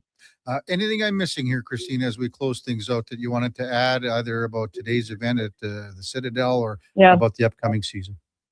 Look, I think the one thing I would leave you with is one day we'd love to have a club here in Edmonton. We just think there's such a great soccer fan base here and women's sports fan base here. So for anybody coming to the Citadel tonight, if you want to come and talk to us about a franchise in Edmonton, Diane and I will be there, and we'd love to chat with you. Is expansion top of mind for everyone here? Or I Yeah, always think about yeah. the CEBL too, right? Christine, in the Yeah. sense they sort of, they wanted to see what they had first until they started to maybe expand a little bit. No, we've been out there saying we're going to add another club in 27. So we're finalizing some decisions around that right now. So an announcement coming on that soon. But definitely we'll bring another club in 28, and you never know, one of them could be here. Maybe it's here in Edmonton. Christina, enjoy the Citadel, enjoy Edmonton in the next little bit for you, and good luck on the upcoming season. Thanks for the time, Kevin. Take care. That's Christina Litz, Northern Super League president. The season again gets underway Friday, April 24th, with Vancouver home to Toronto. Saturday, there's 2 games. Halifax takes on Ottawa, and then Calgary is home to the Montreal Roses. When we come back, the con man, Connor Halley's in the building. Lots to discuss fantasy-wise, lots to discuss Oilers-wise. And, the con man loves a shootout, so we'll have to talk a little shootout action with him as well. It's Kevin Carey Show with the Duke of Delburne and Josh Fenwick on Sports 1440 AM radio. We're streaming on YouTube, X, Facebook, Instagram, and Twitch. Do you listen to sports radio at work? Like right now? Well, do you? Who, me? No way. I swear. Okay, friend, we won't tell. Tens of thousands of sports fans listen to Sports 1440 each and every day. On the radio, on the listening apps, on YouTube, and on social media. If you listen to Sports 1440 at work, well, maybe it's time to advertise on Sports 1440 at work. Grow your business, get your name out there. Shoot our ad team an email, Gregor@sports1440.ca. Let's get to work for you. Got a car you're ready to part with? Find out what it's worth, fast, easy, and totally free at Go Auto. We're talking top dollar trade-ins, whether it's a little worn or still rocking that new car smell. Just a few clicks, and boom, you've got your value. Text value to 780-777-7777 to start. That's value to 780 all sevens. Why guess what it's worth? Let Go Auto show you the money. Getting your vehicle sparkling clean doesn't have to cost a fortune. Take it into Hughes today and pay just loonies a wash. Find us at HughesCarWash.com. Summer, it's coming. An unstoppable force that will turn your home into the Sweatbox.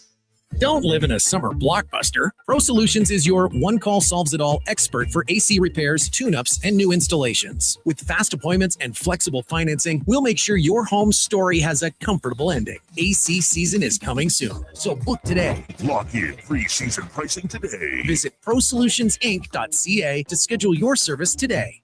This hockey season, before every game, check out the pregame show with Andrew Walker on Sports 1440. It's brought to you by Titan Supply, your only source for rigging, lifting, and hauling products. Visit titansupply.ca. Fast track your financial goals with a special rate term deposit from Vision Credit Union. For a limited time, take advantage of a great rate on 1, 3, or 5-year terms. Plus, as a Vision Credit Union member, you can earn up to 25% more on your interest through profit shares. For details, contact your branch today or visit visioncu.ca. That's visioncu.ca. Hey, it's Jamie from Green Drop Lawn Care. From the big mall in the west to the Arena District downtown, Edmonton is beautiful. But when I see your lawns, I know one thing's for certain. Weeds are coming. Be proactive and take advantage of our early bird savings until April 30th. Green Drop has been Canada's lawn expert since 1979. And they're in your community, keeping your yard looking beautiful with affordable lawn care packages that include fertilizer, weed control, drought fighter, and more. Visit greendrop.com.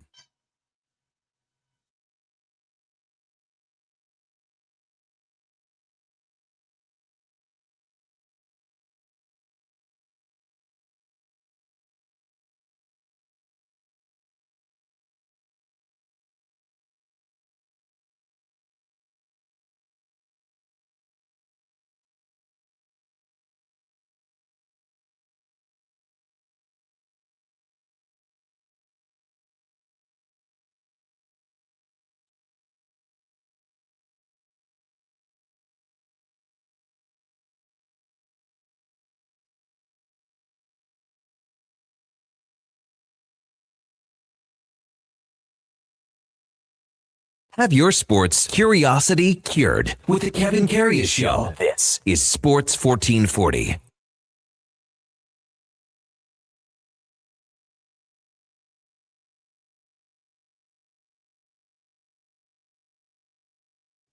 All right, welcome back to the big program, 1022 in Edmonton. Kevin Karius, Duke of Delburne, and Josh Fenwick with you here on a Tuesday morning. Text 833-401-1440. Team Dean says, hey, KK, with your celebrity status and connections, could you get a report of which courses in Alberta are opening or opening soon? The hockey gear's washed, done, put away. It's time to golf. I go, well, we're going to work on that. And he goes, whew, I'm having withdrawals. Tempted to drive down to Calgary. Well, I still think we're 10 days away for sure. Millwood Golf driving range is open. Yeah, the driving ranges are open, but Conman comes in as we welcome in Connor Howell. I wanted to do that for so long. Holy smokes. Duke does that to me every show. Right as I start the show, throws me right off. It's the game of the day brought to you by St. Albert Dodge. You can land a 2026 Jeep Compass 4x4 for $36,900. It includes the 8.4-inch touch screen, active lane management, Apple CarPlay, remote keyless illuminated entry, the rear backup camera, the alarm, and more. We got 30 in stock at stalbertdodge.com as we welcome in the con man, Connor Alley, the king of shootouts. He knows every stat.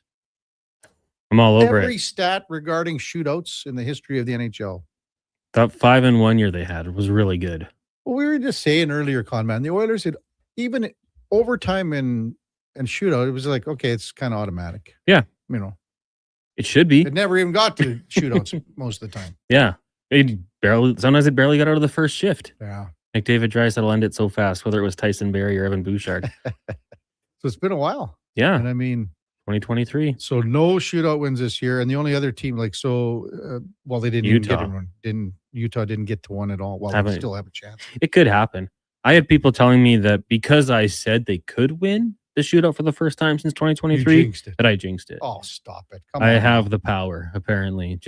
If I would have said they're going to win, sure, blame me for it. It's one of the reasons I don't ever bring up a no-hitter in baseball. Dean Millard used to bug me all the time, but I would say I don't want to be the reason that people look back and say they blew it because you mentioned it. I just don't put myself in that Millard situation. was an old goalie. He should it's the same with shutouts. Yeah, well, he said that all the time. He would? Oh, yeah. He didn't give up. Oh, yeah. Because he would always tell me, I have no impact on the game. I'm sitting up in Canada. What impact do I have? And I'd say, I just don't want people to blame me, just in case. So, wow. I haven't seen Dean Millard for a while. Get him on the show. Yeah. Get him in studio. I think he's working with I forget who, JPHL? JPHL? Yeah. Doing play-by-play. Doing stuff like that. Dino and I worked together for a couple of years on the night show. Well, sure. Well, down the dial. He was at Global for many years. Yeah. We had Dino and Johnny, myself for quite a number of years. We had, to be honest with you, when you think about the sports department that was run 25 years at Global, it started out with Johnny, myself, and Jay Durant was his name. I don't know if you remember the Jaybird. I don't think so. He went to Vancouver. I think he's still working in Vancouver. And then Dino came in. Yeah. And then actually there was a guy named Lee Godfrey. I don't remember him. You know, remember Paul Godfrey with the Jays? Yeah. You would see Paul Godfrey on the shows out in like Michael Landsberg show and stuff like that. Okay. Like Off the record? Off the record, yeah. Yeah. And then Quinn Phillips. Quite the run you guys had. Yeah, well, I mean, we didn't have a whole, like, for the amount of, like, we didn't have much turnover is what I'm trying to say. So, because you did nights, like, I worked nights all the time until the end. Yeah. When they fired Johnny and they fired Slav Kornick. So that's the other guy, missing Slav too, who's still there. But now he's back, yeah. Yeah. So I worked nights until they fired Johnny and Slav, and then I worked till 7. Yeah. Which to me was like, it was kind of in no man's land. Yeah. You can't do much in that middle of the day shift, right? Yeah. He started 10. Did you like the night, like evenings? To me, it was normal because I started in 1990. Yeah. Work until midnight. So then I worked 30, whatever, some years. I loved it. Like I did it for 4 years with Struddy, then Dino. I loved, like, got to go grocery shopping. Nobody's at the grocery store. You can do whatever you have to do during the day. Yeah. Heck, you could go golfing or see a movie. Exactly. Sleep All in. that. Yes. And I mean, there was a time where, well, Gregor was, when he was working nights too. Yeah. Gregor and I ran pretty good together. Like I'm talking about, I don't know. It's probably 15 to 20 years, about 18 years ago, 15 to 18 years ago. Because he would get off and then we'd meet each other at, like, well, you know, it's either Devlin's on the Rocks or Burns. And then because we didn't have to work till the next day. Yeah. Like later, didn't matter. So we knew all the bartenders too. So that's more fun than what I had. I went home and watched Sopranos and ate a big bowl of pasta. That was kind of my routine. But man. Yeah, no one else was really, there wasn't too many late night shows when you and I should have been going out or something. Well, you should have just joined us. Yeah. We would have got just rip snorting, puking drunk back in the day. Hey, you know what's funny? I think popped up on an article from ESPN and I don't know who this guy is, but he's coming up for the draft. And his name is Jennings Dunker. Do you know anything about this guy? I don't think so. I'll send you the link on this. It's an ESPN. Oh, article. the tackle. So he is Jennings Dunker. He's 6'5", 320 pounds. And he's known for 3 things: his mustache, his mullet, and what he eats, I think. Yeah. So he played at Iowa. He's a Hawkeye starting right tackle. But apparently he's like all of his stuff is going viral for what he's posting and all of the things leading up to the draft. So other than that, I don't know a whole heck of a lot about him, but he talks about how much this guy can, like, how much he can eat. And it's quite the story. So it's something maybe for you to look at. And then he's obviously got tons of tattoos and stuff, but he's got a mullet. He looks like this guy.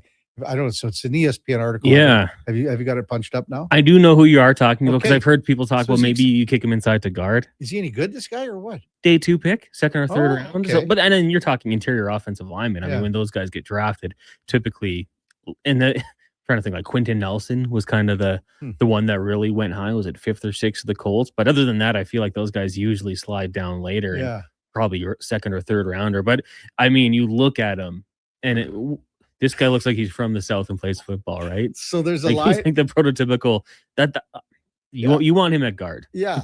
There's a line in here. It says the Kelseys were so smitten with Dunker during their podcast. They likened his pre-draft display to a Westminster Kennel Club like best in show for offensive linemen. They slow-moed his 40-yard dash with his mullet bouncing to Leonard Skinner's Freebird, and had some other things going on in here. So I don't know. It's just an article that some things pop up to you. Yeah. When you follow some certain guys. And I was like, I don't know anything about this dude, but it does kind of feel like there was a guy the Broncos took, I believe, and he had the big gut, and they talked about his diet.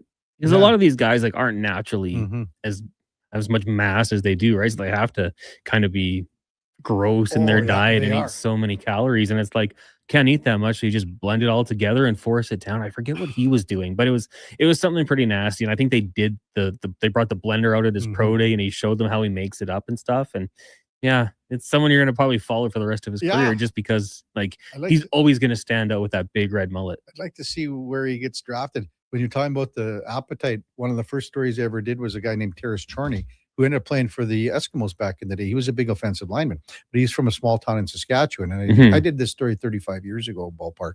and he was playing in Nebraska. So he goes from a small town in Saskatchewan to be an old lineman in Nebraska. Yeah. And so I said to him, I said, like, what do you eat? And he went through the whole rigmarole about the training. They called it the training table. And so he said about how much he ate. And then I'll never forget, he goes, and then before I go to bed at night, I'll have a snack, maybe 5 or 6 hot dogs. I just thought it was just the way he said it was funny. Just put him down. Yeah. That'd be all right. Yeah. So just the dunker guy, 5,000 calories per day to maintain his 320-pound frame. Really? That's that would be fun. They said last year he had to get on the fat bike. That's what it's called. He had to drop 11 pounds. He got too big. But yeah, I'm just kind of looking at the things he would eat. The night before a game, pasta, a few rolls, steak, fruit. Then later that night, 3 burgers, 3 bags of chips, hydration mix, and a hot chocolate. The next morning, toast, Wheaties, pancakes, chicken breast, more toast, more chicken. It's nonstop. It says here, he goes, let's begin with the mullet and his mustache. Each has a story of his own. I had it when I was like 16. It did not look good. I couldn't even really grow hair till I was 20. Like I didn't even have chest hair, barely had armpit hair. So this guy, he's going to be a funny guy that gets interviewed and whatever else. And he's fishing in these videos that I've seen. And oh, man. The social media team will love him. Oh, they'll just mic him up at training camp and absolutely. during the game. Yeah, those guys are fun. It'll be a fun one to watch. I guess wherever he ends up going.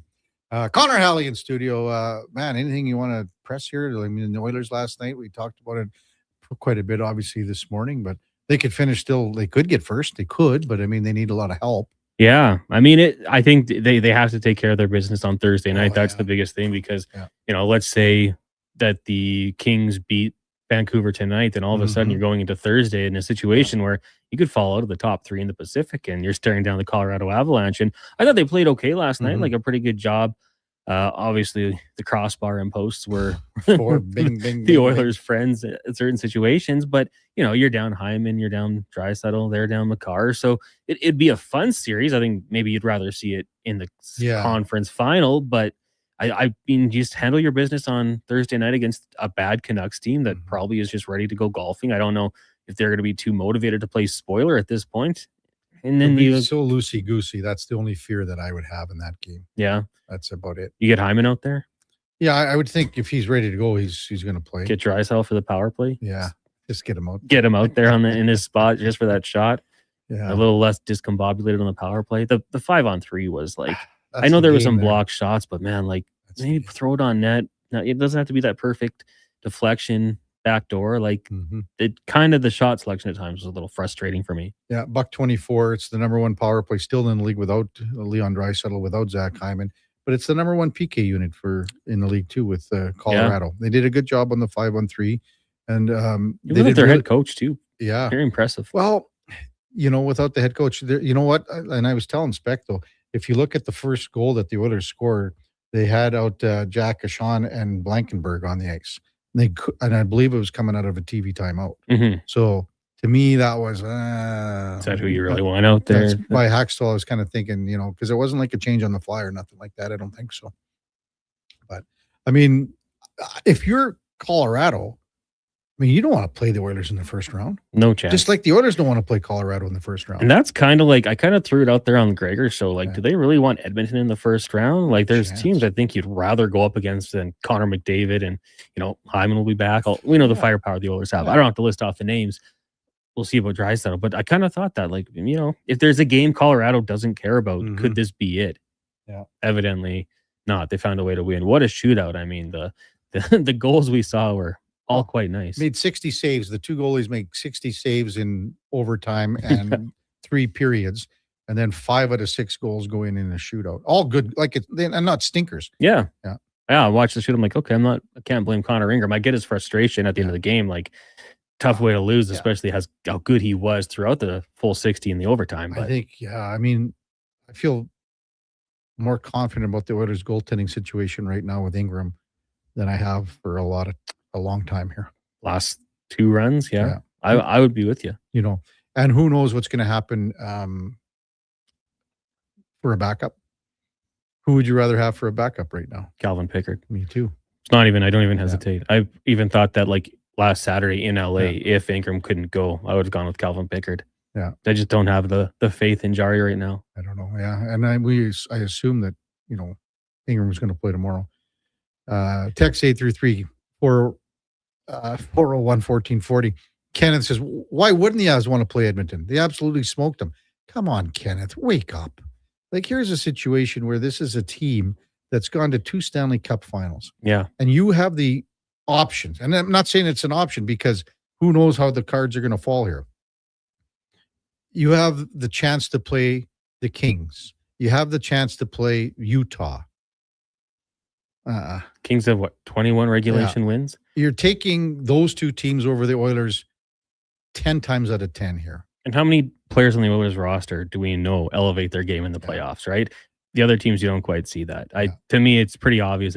If Colorado give them truth serum, who do they want? They'd rather take anyone but the Oilers. Yeah. Maybe some of their divisional opponents who are quite good.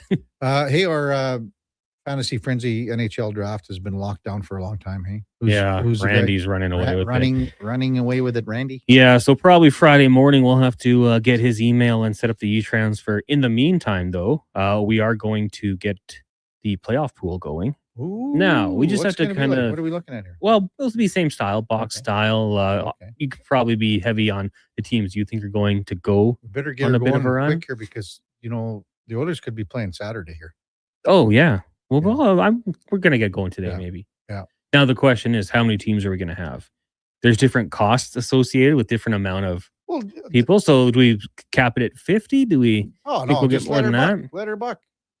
Well, we got to pay more. It comes out of the pot. I don't care. It doesn't matter to me. You're not paying for it. So we can Duke's put it up not to paying for it. Duke's, well, he might make his donation. No, he hasn't had much success in these box pools. He's had hockey pools have been my true kryptonite.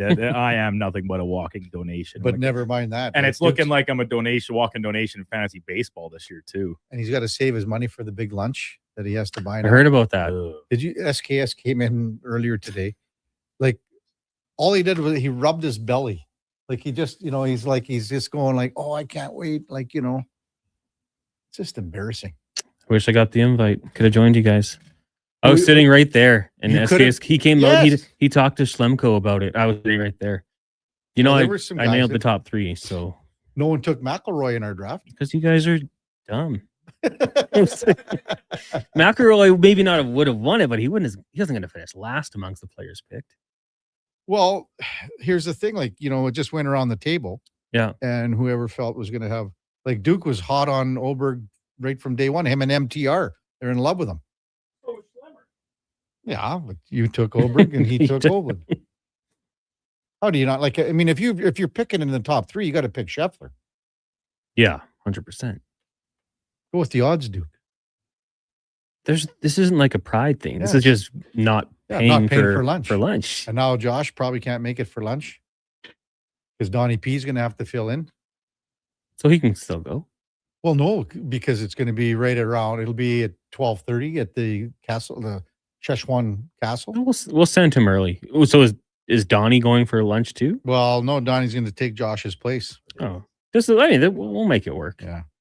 What's coming up on the Jason Greger show today, big guy? Great question. I believe Terry Ryan will join us for a segment. Dave McCarthy, Struddy, Spec, DVD, Cam Tate's 2-minute warning. Hopefully. He missed his deadline yesterday, and we didn't quite get it in. And Paul, sir, if you're listening, I'm going to send you a text shortly. Of course, plans get going tonight in the association. So Paul was on yesterday. Yeah. So he's host of Hoop City. Hoop City. Yeah, exactly. So, all right, Con Man. Thanks, big guy. Have a great shows today with Fantasy Frenzy and the Jason Greger Show. Thank you. Honor Halley, and that's the Duke does that. I mean, I hear it too. That's just embarrassing, Duke. That's the game of the day brought to you by St. Albert Dodge, where the Jeep Compass 4x4, well, you can have them for under $37,000. There's actually 29 in stock now at stalbertdodge.com. When we come back, we'll wrap up the big program. Kevin Karius, Duke of Delburne, Josh Fenwick on Sports 1440 AM radio. We're streaming on YouTube, X, Facebook, Instagram, and Twitch. Mr. Rooter sees a UFO. Mr. Rooter says 1 plunge, 2. What's this? A UFO? An unidentified floating object.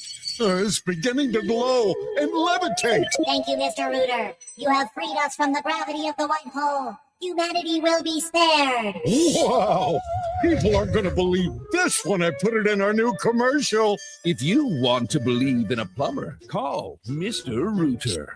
At Fountain Tire, the savings come in threes. Up to 25% off select tires, a mail-in rebate of up to $100 off a set of 4 select tires, and $50 off $150 service. We're basically the BLT of savings. Until April 25th. Restrictions apply. Book today. This jersey was worn by the legend himself. Signed and everything. You can't just wear it. I'm framing it with expressions and images. Your prized jersey deserves better than the closet. Think Expressions and Images, your local custom framer since 91. You name it, we frame it. Nothing beats getting a deal at McDonald's.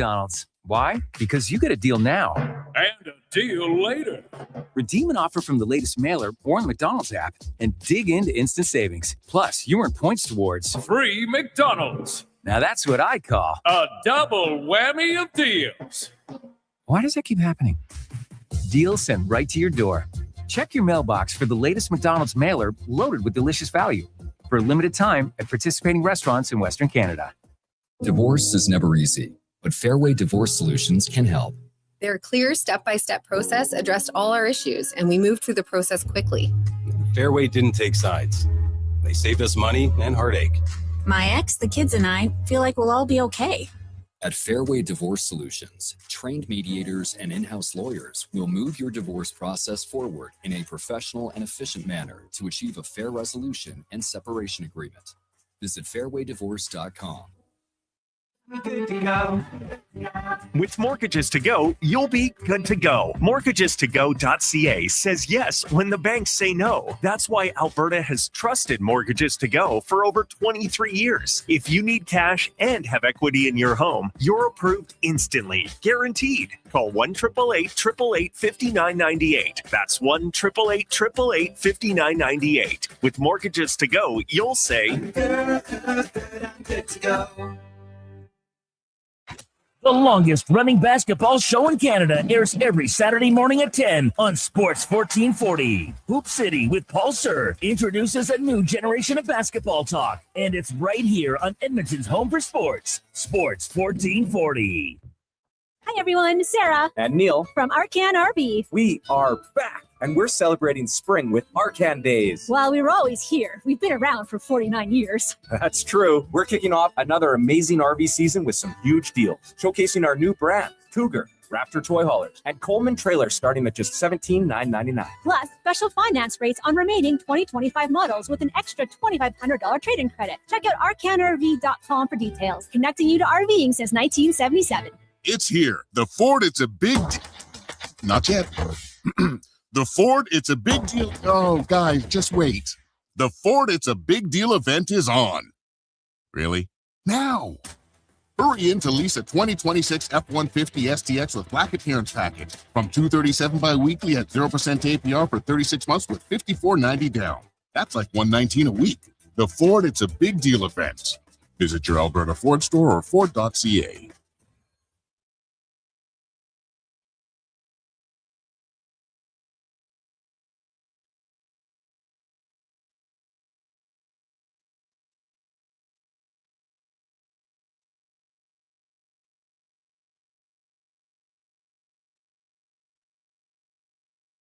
Just in time for the morning skate.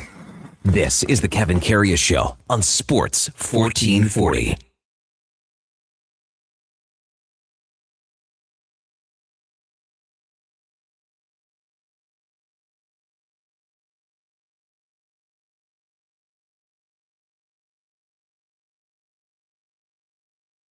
Welcome back to the big program, 1045 in Edmonton, the home stretch of the Kevin Karius Show.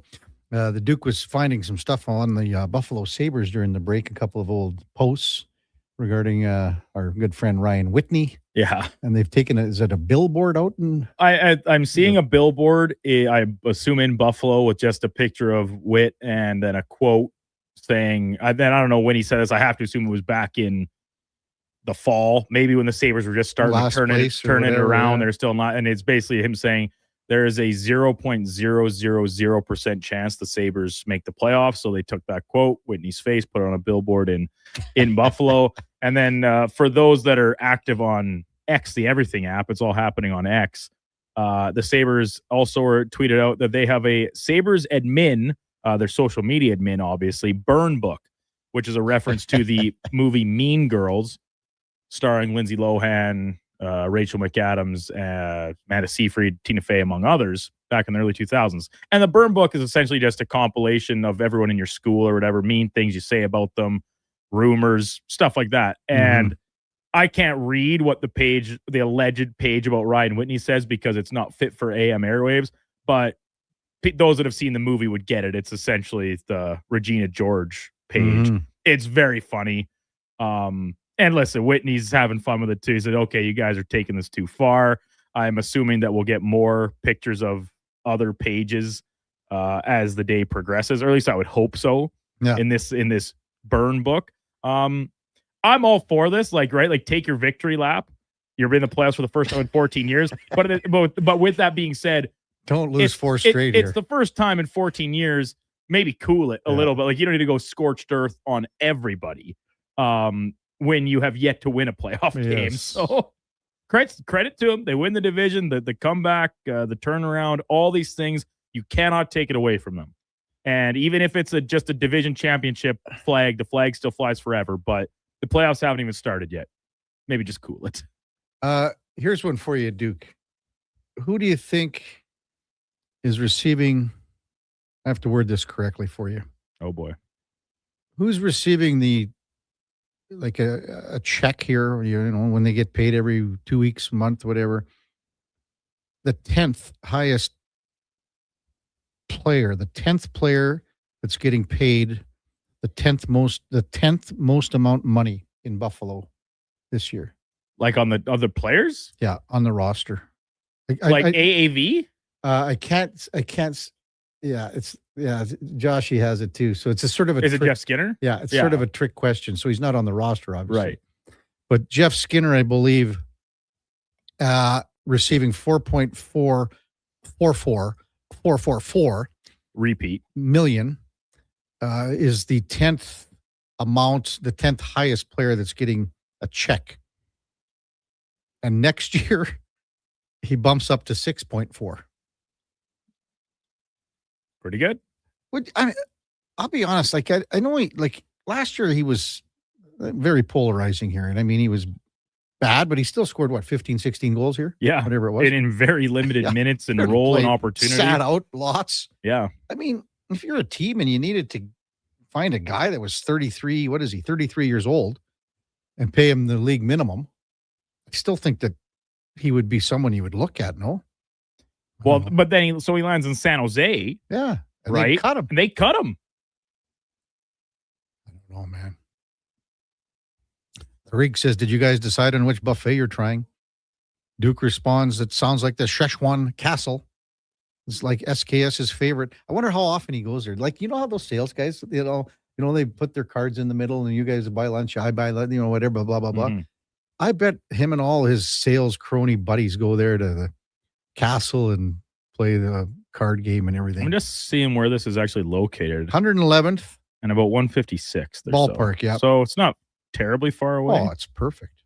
Well, perfect. Perfect would be like down here in the mall somewhere. Boy, it's going to be like a total gorge session, is it not? Well, maybe for you. Well, what are you going to have? You're going to have I got to keep it tight. You're not keeping anything tight over there. Well, stop it. A, hurtful. Yeah. Stop B, maybe this is like, now that hockey season's over, it's much like Team Dean texted me earlier. I'm trying to get my stuff washed and put away, and people keep calling me, texting me, asking me to come skate. And I really don't want to. But I'm going anyway. Tomorrow night, back on the ice at Argyle. Or tomorrow afternoon. I thought you said you packed it in. I did, but... Well, what about... do you want to know the reality is, Kevin? I went last week just as a favor to our buddy Judah. Mm-hmm. He runs that skate, the Cookie Godfather. And I was absolutely lights out at that skate. So I feel like I have to run it back one more. I'm not a believer in going out on top. I'm a believer in you go out once you have no belief left in yourself. So if I get absolutely lit up here tomorrow, which is likely based on how well it went for me last week, then yeah, at that time I will say, Judah, appreciate it. Don't text me again until at least September because the stuff's getting fully washed and put out on the deck under a tarp. Fred says, let us all know When and where? We'll show up for a group buffet. I'd love to meet MTR to discuss the Seahawks Super Bowl win. MTR says it'll be a pig fest. Eddie will have 5 plates. Well, yeah, Eddie, I'm paying for it, so Eddie will feast. I wonder. I can't do drinks. Not even one beer? Well, maybe one beer. One beer for everyone, and then after that. So I could not tell you the last time I've been to a legitimate buffet, as we discussed yesterday. Is it still a thing? Like when you buy your plate, you also just get a cup and you can go over and fill it at the fountain drinks as many times as you want or whatever? I think so, yeah. I can have unlimited soda. Yeah, but you don't want that. Having beer or something. Oh, with Chinese food, I think so. Like Chinese food is one of those things that you got to have a soda. No. Just water, Duke. Well, you just said I'm not keeping it tight, so what does it matter? Well, I just hope they got the good ginger beef. It's the best. I love ginger beef. I really do. But I actually, and we've talked about this before many times with Laddie and all our food topics on In or Out. I think like the right spicy chicken, whether it be Kung Pao or General Tso's or whatever, the right chicken dish is actually the real cream of the crop. My mouth is just but still what Josh, Real Kindness, brought us in some breakfast sandwiches from McDonald's this morning. There's one chicken sandwich left in that bag for you, Kev. Did you have one already? No, I had my muffin. Oh, right, because you said you don't like the chicken breakfast sandwiches. Those are garbage. No, they're excellent. No, and I had one of the hash browns. Hash browns are excellent. Poor Eddie. He'll eat 5 plates and then be hungry again in an hour. That's how Chinese food works. Yeah, knowing Eddie especially, he's a quick. He makes his deposits in pretty short order. Oh yeah, how about the peel? This is from Eli at the Castle. Excellent ginger beef and killer peel and eat shrimp. I'm not the biggest shrimp guy, but I'll try it if it's renowned. Cat Dad's got the acronym and it's bang on, is it not? But we can't read it on air. Right? Yeah, no, definitely can't read that on air. Good show, guys. It was great. Coming up at the top of the hour, it is Fantasy Frenzy with the former Roship T-Bird, Connor Halley, and the Duke of Delburne. At 12 o'clock, it's the Lowdown with Ellen Mitchell till 2 o'clock when Jason Greger drives us home with the Jason Greger Show. We've got Blue Jays baseball. We'll join it in progress, but you're not going to miss too much of the game. We're looking at first pitch at 5:40, so you might miss an inning or two or something like that at the very most. So we'll have Blue Jays baseball all night, then Fox Sports all night, and we'll be back with you tomorrow morning at 7 o'clock. Until then, time now, though, for Sports 1440 update, brought to you by All Star Construction. They shape and build Edmonton communities, specializing in underground utilities like power, gas, telecommunication, and street lighting. That's All Star Construction. Hey, thanks everyone for listening this morning. Thanks for being a part of the show. Really appreciate it. Oh, what's so funny now? We missed this text from TD and said, add the buffet place to the list of bathrooms Eddie is banned from. Yeah, and gas stations, microwaves, everything. Yeah. Eddie's face is going to be plastered across facilities this entire province wide between gas station, microwaves, bathrooms, all these stops. Eddie's not allowed. Do not let this man in, and it's just Eddie's big head. That's good. Thanks for listening, everyone. We'll see you back here tomorrow at 7 o'clock. Until then, here is the Duke. This is a Sports 1440 update.